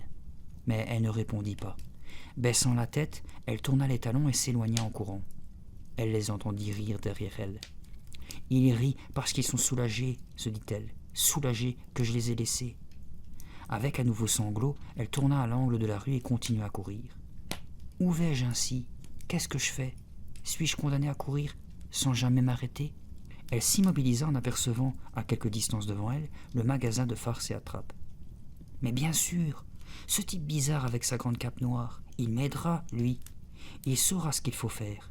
Il saura comment retirer ce masque. » Le cœur soudain gonflé d'espoir, Caroline se hâta vers le magasin. Mais comme elle s'approchait, l'espoir s'évanouit. Le magasin était plongé dans l'obscurité. Il était fermé. Tandis qu'elle scrutait l'intérieur du magasin à travers la vitrine, Caroline se sentit submergée par une vague de désespoir. Les 2 mains contre la glace, elle y appuya sa tête. Elle sentit aussitôt la fraîcheur sur son front brûlant, le front brûlant du masque. Elle ferma les yeux. Que faire maintenant? Que vais-je devenir? Tout cela n'est qu'un mauvais rêve, dit-elle à haute voix. Un cauchemar et rien de plus. Je vais maintenant ouvrir les yeux et me réveiller. Elle ouvrit les yeux et elle vit, reflété dans la vitrine, ses yeux rougeoyants. Elle vit son visage monstrueux et ce visage la regardait. Non! Frissonnant de tout son corps, Caroline serra les poings et se mit à marteler la vitrine du magasin. Pourquoi avoir refusé le costume de canard préparé par ma mère? Pourquoi avoir voulu à tout prix être la créature la plus effrayante qu'on ait jamais vue se promener un soir de Halloween? Pourquoi cette folle envie de faire peur à Andrew et Steve? Elle avala péniblement sa salive. Maintenant je veux faire peur aux gens pour le restant de mes jours. Caroline en était à ses sinistres pensées quand elle crut voir quelque chose bouger dans le magasin. Une ombre courut sur le sol. Il y eut un bruit de pas. La porte grinça, puis s'entr'ouvrit. La tête de l'homme apparut. Il regarda Caroline. « Je suis resté au magasin, dit-il d'une voix tranquille. Je m'attendais à vous revoir. » Caroline était stupéfaite devant un tel calme. « Je n'arrive plus à l'enlever, lança-t-elle, et le tirait à 2 mains sur le sommet de son crâne pour faire la démonstration. « Je sais, répondit l'homme, impassible. « Entrez. » Il ouvrit la porte en grand et recula d'un pas pour la laisser passer. Caroline eut une courte hésitation. Puis, elle entra dans le magasin obscur. Il y faisait très bon. L'homme alluma une seule lampe au-dessus du comptoir. Il ne portait plus sa grande cape noire et il était vêtu d'un pantalon noir et d'une chemise blanche. « Alors, vous saviez que j'allais revenir ?» demanda Caroline. La voix rauque qui était devenue la sienne exprimait à la fois de l'angoisse et de l'étonnement. « Comment le saviez-vous ?»« Je ne voulais pas vous vendre ce masque, » répondit l'homme. Il secoua la tête en fronçant les sourcils. « Vous vous en souvenez, n'est-ce pas? Vous vous souvenez que je ne voulais pas vous le vendre ?»« Oui, je m'en souviens, » dit Caroline, agacée. « Maintenant, enlevez-le-moi, vous voulez bien? Allez-y. » Il la regarda sans répondre et sans faire un geste. « Aidez-moi à le retirer, » reprit Caroline, en criant cette fois. « Je vous supplie de m'aider. » L'homme poussa un soupir. « Je ne peux pas, » dit-il. « Je suis vraiment désolé. »« Comment ?» hurla Caroline. L'homme ne répondit pas. Il se tourna vers le fond du magasin et lui fit signe de le suivre. « Répondez-moi, ne partez pas. Répondez-moi. Pourquoi dites-vous qu'on ne peut pas retirer ce masque ?» Le cœur battant, elle le suivit dans l'arrière-boutique et il alluma la lumière. Caroline cligna des yeux et aperçut les 2 étagères chargées de masques. Il y avait un vide à l'emplacement du sien. Les masques, tous monstrueux, semblaient la regarder. Elle se força à détourner les yeux. « Retirez-moi ce masque, tout de suite !» ordonna-t-elle en se plaçant devant l'homme pour lui barrer le chemin. « Je ne peux pas, » répéta-t-il doucement, presque tristement. « Et pourquoi ?» Il baissa encore la voix. « Parce que ce n'est pas un masque. » Caroline le regarda, voulut parler, mais aucun son ne sortit de sa bouche. « Ce n'est pas un masque, » dit encore l'homme. « C'est un vrai visage. » Caroline, soudain, sentit que la tête lui tournait. Le sol se mit à danser. Les masques sur les étagères la fixaient de leurs yeux jaunes ouverts, exorbités, injectés de sang. Tous ses regards mauvais convergeaient sur elle. Elle s'adossa au mur et essaya de se calmer. L'homme, s'approchant des étagères, fit un geste pour désigner toute cette tête grimaçante. « Les mal-aimés » murmura-t-il, d'un ton plein de tristesse. « Je ne comprends pas » parvint à articuler Caroline. « Ce ne sont pas des masques, ce sont des visages, » expliqua-t-il. « De vrais visages. C'est moi qui les ai créés dans mon laboratoire. De vrais visages. »« Mais ils sont tellement laids, » dit Caroline. « Pourquoi ?»« Ils n'étaient pas laids à l'origine, » dit l'homme en l'interrompant d'un ton sec, un éclair de colère dans les yeux. « Ils étaient tous beaux et vivants, mais quelque chose s'est détraqué. Quand on les a sortis du laboratoire, ils ont changé. Mes expériences ont échoué, mais il fallait que je les garde en vie. Il le fallait. Je ne vous crois pas, s'écria Caroline, le souffle coupé, en pressant à 2 mains les tempes de son visage verdâtre et déformé. Je ne crois pas un mot de toute cette histoire. C'est pourtant la vérité, continua l'homme en passant un doigt sur ses fines moustaches et en posant sur Caroline ce regard qui lui donnait l'impression de la brûler. Je les garde ici. Je les appelle les mal-aimés parce que personne ne voudra jamais d'eux. Il arrive que des clients s'aventurent dans cette arrière-boutique, vous, par exemple, et que l'un de mes masques trouve quelqu'un qui l'adopte définitivement. Non ! Le cri de Caroline était celui d'un animal plus que celui d'un être humain. Elle regarda les faces grimaçantes alignées sur les étagères, les crânes proéminents, les plaies béantes, les crocs acérés, les yeux révulsés. Des monstres. Tous des monstres. « Enlevez-moi ça !» cria-t-elle, perdant toute retenue, en se débattant avec l'énergie du désespoir pour arracher elle-même le masque, le déchirer en 1000 morceaux. « Enlevez-le-moi ! Enlevez-le-moi !»« Je regrette, mais ce visage est le vôtre désormais, » dit-il d'une voix neutre. « Non !» cria encore Caroline de sa voix rauque. « C'est impossible ! Enlevez-le ! Enlevez-le immédiatement !» Elle tirait de toutes ses forces sur la chair du visage. Mais du fond de sa panique et de sa fureur, elle sentait que ses efforts étaient voués à l'échec. « On peut retirer ce visage, » dit l'homme sans changer de ton. « Comment ?» Caroline cessa de se débattre pour le regarder. « Qu'avez-vous dit ?»« J'ai dit qu'il y avait un moyen de retirer ce visage. »« Lequel ?» Caroline sentit une bouffée d'espoir la soulever. « Comment ? Dites-le-moi, je vous en prie. Dites-le-moi. »« Je ne peux pas faire cela pour vous, » reprit l'homme en fronçant les sourcils. « Mais je peux vous l'expliquer. Toutefois, il faut savoir que s'il se fixe encore une fois sur vous, ou sur quelqu'un d'autre, ce sera pour toujours. Comment dois-je faire pour m'en débarrasser ? Dites-le-moi, implora Caroline. Comment ? La porte du magasin s'était ouverte sous la poussée d'une rafale, et l'ampoule pendue au plafond se balançait dans le courant d'air. Caroline eut l'impression que ces visages difformes, dont les yeux restaient braqués sur elle, s'étaient tous mis à bouger en même temps. Des monstres, songea-t-elle, une pièce pleine de monstres qui attendent de revenir à la vie. Et désormais, je suis un monstre moi aussi. Les lattes du parquet gémirent. Le propriétaire du magasin s'approcha de Caroline.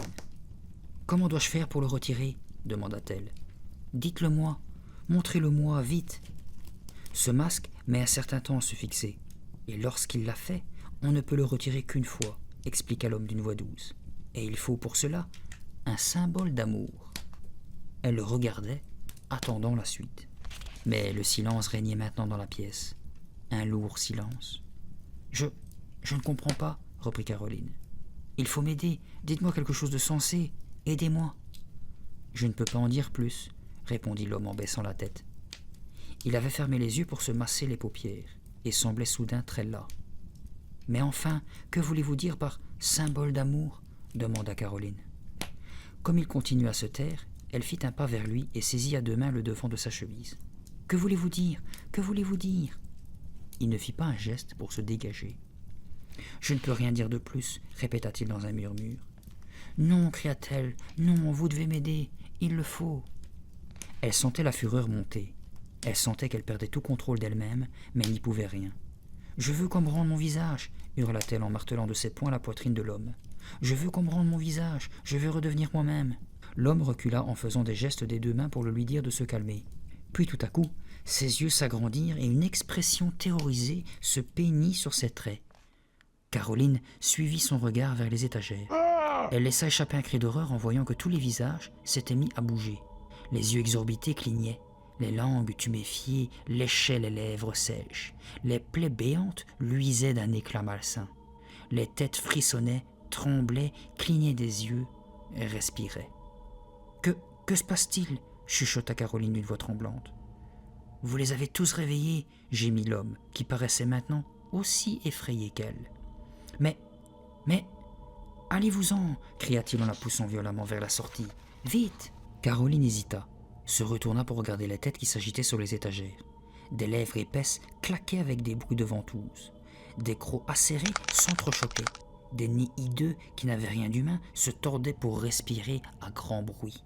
Les têtes, toutes les têtes alignées sur les étagères, étaient devenues vivantes et semblaient lutter désespérément pour le rester. Et les yeux globuleux aux pupilles injectées de sang, les yeux jaunes ou verdâtres, les yeux écarlates, les yeux répugnants dont les globes pendaient au bout d'un fil. Tous ces yeux étaient braqués sur elle. « Allez-vous-en, vous les avez réveillés » cria le propriétaire du magasin d'une voix déformée par l'épouvante. « Allez-vous-en, sauvez-vous d'ici » Caroline aurait voulu courir, mais ses genoux tremblaient et ses jambes ne répondaient plus. Il lui semblait soudain peser une tonne. « Partez, partez » répétait l'homme, pris d'une véritable panique. Mais Caroline ne parvenait pas à détacher son regard des étagères où les têtes s'agitaient dans d'horribles convulsions. Elle les regardait, muette, pétrifiée, sentant ses jambes mollir et sa gorge se nouer. Soudain, tandis qu'elle les regardait, les têtes se soulevèrent et se mirent à flotter dans l'air. « Courez, vite, courez !» La voix de l'homme semblait venir de très loin. Les têtes émettaient maintenant des bruits étranges, des râles, des chuchotements excités, des claquements de langue et des gargouillements dont la rumeur, en s'amplifiant, recouvrait les cris affolés de l'homme. Et elles flottaient de plus en plus haut sous le regard horrifié de Caroline. « Sauvez-vous, dehors !» Oui. Elle se détourna, força ses jambes à avancer, et, rassemblant toute son énergie, elle se mit à courir. Elle traversa en un éclair le magasin plongé dans une semi-pénombre. Sa main trouva la poignée de la porte, elle l'ouvrit, et elle partit en courant le long du trottoir, dans l'obscurité. Une bouffée d'air froid fouetta son visage brûlant, son visage verdâtre, son visage de monstre. Elle traversa la rue, toujours au pas de course. Quel était ce bruit? Ce profond murmure, cette rumeur qui semblait la suivre. La suivre? Oh non! Cria Caroline, en jetant un coup d'œil derrière elle et en apercevant les têtes hideuses qui s'étaient lancées à sa poursuite. Un défilé macabre. Les masques flottaient les uns derrière les autres, formant une longue chaîne de têtes tressautantes et jacassantes. Leurs yeux brillaient dans la nuit comme des feux follets. Tous étaient braqués sur Caroline. Elle trébucha contre la bordure du trottoir. Elle tendit les bras devant elle et reprit de justesse son équilibre. Ses jambes faiblissaient de seconde en seconde. Au prix d'un effort démesuré, elle se remit à courir. Courbée en avant pour lutter contre le vent, elle passa en trombe devant des terrains vagues et des maisons aux façades obscures. « Il doit être tard, » se dit-elle. « Très tard. Trop tard pour moi. » Les têtes hideuses la suivaient. Elles se rapprochaient peu à peu. Le murmure de leur conversation bestiale grandissait. Bientôt, il se transforma en un vacarme assourdissant qui semblait l'envelopper. Le vent hurlait lui aussi. Il soufflait de plus en plus fort, comme pour l'empêcher d'avancer. Les têtes gagnaient du terrain. « C'est un cauchemar, » se dit-elle. « Un horrible cauchemar. Je suis condamnée à courir jusqu'à la fin des temps. Trop tard pour moi. Vraiment ?» Des pensées se formaient dans son esprit. Luttant contre la panique, il fallait trouver une solution, un moyen de s'échapper. Un symbole d'amour. Elle entendit la voix de l'homme du magasin par-dessus le vacarme des voix. Un symbole d'amour. Voilà ce qu'il lui aurait fallu pour se débarrasser de cette tête monstrueuse qui était devenue la sienne. Un symbole d'amour. Cela arrêterait-il également les têtes qui la poursuivaient? Serait suffisant pour envoyer d'où il venait les visages des mal-aimés? Hors d'haleine, Caroline tourna à l'angle d'une rue et continua à courir. Et quand elle jeta à nouveau un coup d'œil par-dessus son épaule, elle vit que les têtes qui la suivaient avaient tourné elles aussi. « Où suis-je » se demanda-t-elle en regardant les maisons. Dans sa frayeur, elle ne s'était pas inquiétée de savoir où elle allait. Mais maintenant, Caroline avait une idée, et il lui fallait atteindre son but avant que la monstrueuse procession de têtes ne les rattrapât. Elle l'avait, son symbole d'amour. C'était sa tête, la tête en plâtre sculptée par sa mère. Elle se rappelait au moment où elle avait demandé à sa mère pourquoi elle avait fait cette sculpture, et où celle-ci avait répondu « Parce que je t'aime ». Peut-être cela pourrait-il la sauver, la tirer de son cauchemar. Mais où était cette tête? Elle l'avait jetée par terre. La tête avait roulé sous une haie dans un jardin. Elle n'en était pas loin. Elle reconnut la rue, les maisons. C'était là qu'elle avait rencontré Andrew et Steve. Là qu'elle leur avait fait peur au point de les mettre en fuite. Mais de quelle maison s'agissait-il? Et de quelle haie? Caroline regarda les jardins, scrutant l'obscurité. Derrière elle, à quelque distance, les masques s'étaient rassemblés. Comme un essaim d'abeilles, ils se serraient les uns contre les autres, tremblants et grimaçant, comme s'ils s'étaient préparés à foncer sur elle, tous à la fois. « Il faut que je trouve cette tête, » se dit Caroline. Elle respirait à grande peine, et ses jambes étaient maintenant si douloureuses que chaque pas supplémentaire était une torture. « Il faut absolument que je retrouve ma tête. » Le bruit grandit derrière elle. Les seins se rapprochaient toujours. « Où est-elle » demanda Caroline, à haute voix. C'est alors qu'elle vit la grande haie, de l'autre côté de la rue. La tête, la magnifique tête, c'était là-bas qu'elle l'avait laissée, sous cette haie. Pourrait-elle l'atteindre avant que les masques hideux ne fondent sur elle? Oui. Elle prit une profonde inspiration, tendit les bras et se précipita pour traverser la rue. Elle plongea sous la haie. Elle tomba à genoux, à quatre pattes, le cœur battant, la poitrine en feu, ses mains balayant le sol. Elle chercha la tête, mais ne la trouva pas. La tête n'était plus là. Ma dernière chance, pensait Caroline en cherchant dans l'obscurité. Ses mains tâtonnant à l'aveuglette au pied de la haie. Disparue, trop tard pour moi. Toujours à genoux, elle se retourna vers ses macabres poursuivants. Les masques, qui continuaient à bruire et à jacasser dans leur grotesque langage, étaient maintenant tout près, devant elle, formant un mur. Caroline se leva d'un bond. Le mur de masques se rapprocha encore un peu. Elle se retourna, cherchant par où s'échapper. Et elle la vit. Sa tête en plâtre la regardait, coincée entre deux grosses racines non loin de l'allée menant à la maison. C'est le vent qui a dû la pousser jusque-là, pensa-t-elle. Et à l'instant où les masques grimaçants se rapprochèrent jusqu'à la toucher, elle se précipita sur sa tête pour la saisir à deux mains. Elle se retourna alors avec un cri de triomphe pour brandir la sculpture face à ses poursuivants. « Allez-vous-en, allez-vous-en » cria Caroline en brandissant la tête aussi haut qu'elle le pouvait. « Voici un symbole d'amour, allez-vous-en » Les masques frémirent tous en même temps. Leurs yeux incandescents se braquèrent sur la sculpture. Un murmure d'excitation s'éleva du groupe. Des lèvres s'entr'ouvrirent en d'horribles sourires. « Allez-vous-en, allez-vous-en » Caroline les entendit rire, des rires graves, méprisants, sinistres. Et ils fondirent sur elle, tous ensemble, avec une monstrueuse avidité. Trop tard pour moi. Les mots se bousculaient dans l'esprit de Caroline. Son idée n'était pas la bonne. Les masques l'entouraient, se balançaient tout près de son visage. Une lueur triomphante dans leur regard de braise. La rumeur s'était transformée en un véritable grondement. Caroline se sentait prise dans une chaleur nauséabonde. Par un geste instinctif, elle brandit la sculpture au-dessus d'elle, puis, d'une poussée brutale, l'enfonça sur sa propre tête. À son grand étonnement, la sculpture glissa par-dessus le masque monstrueux.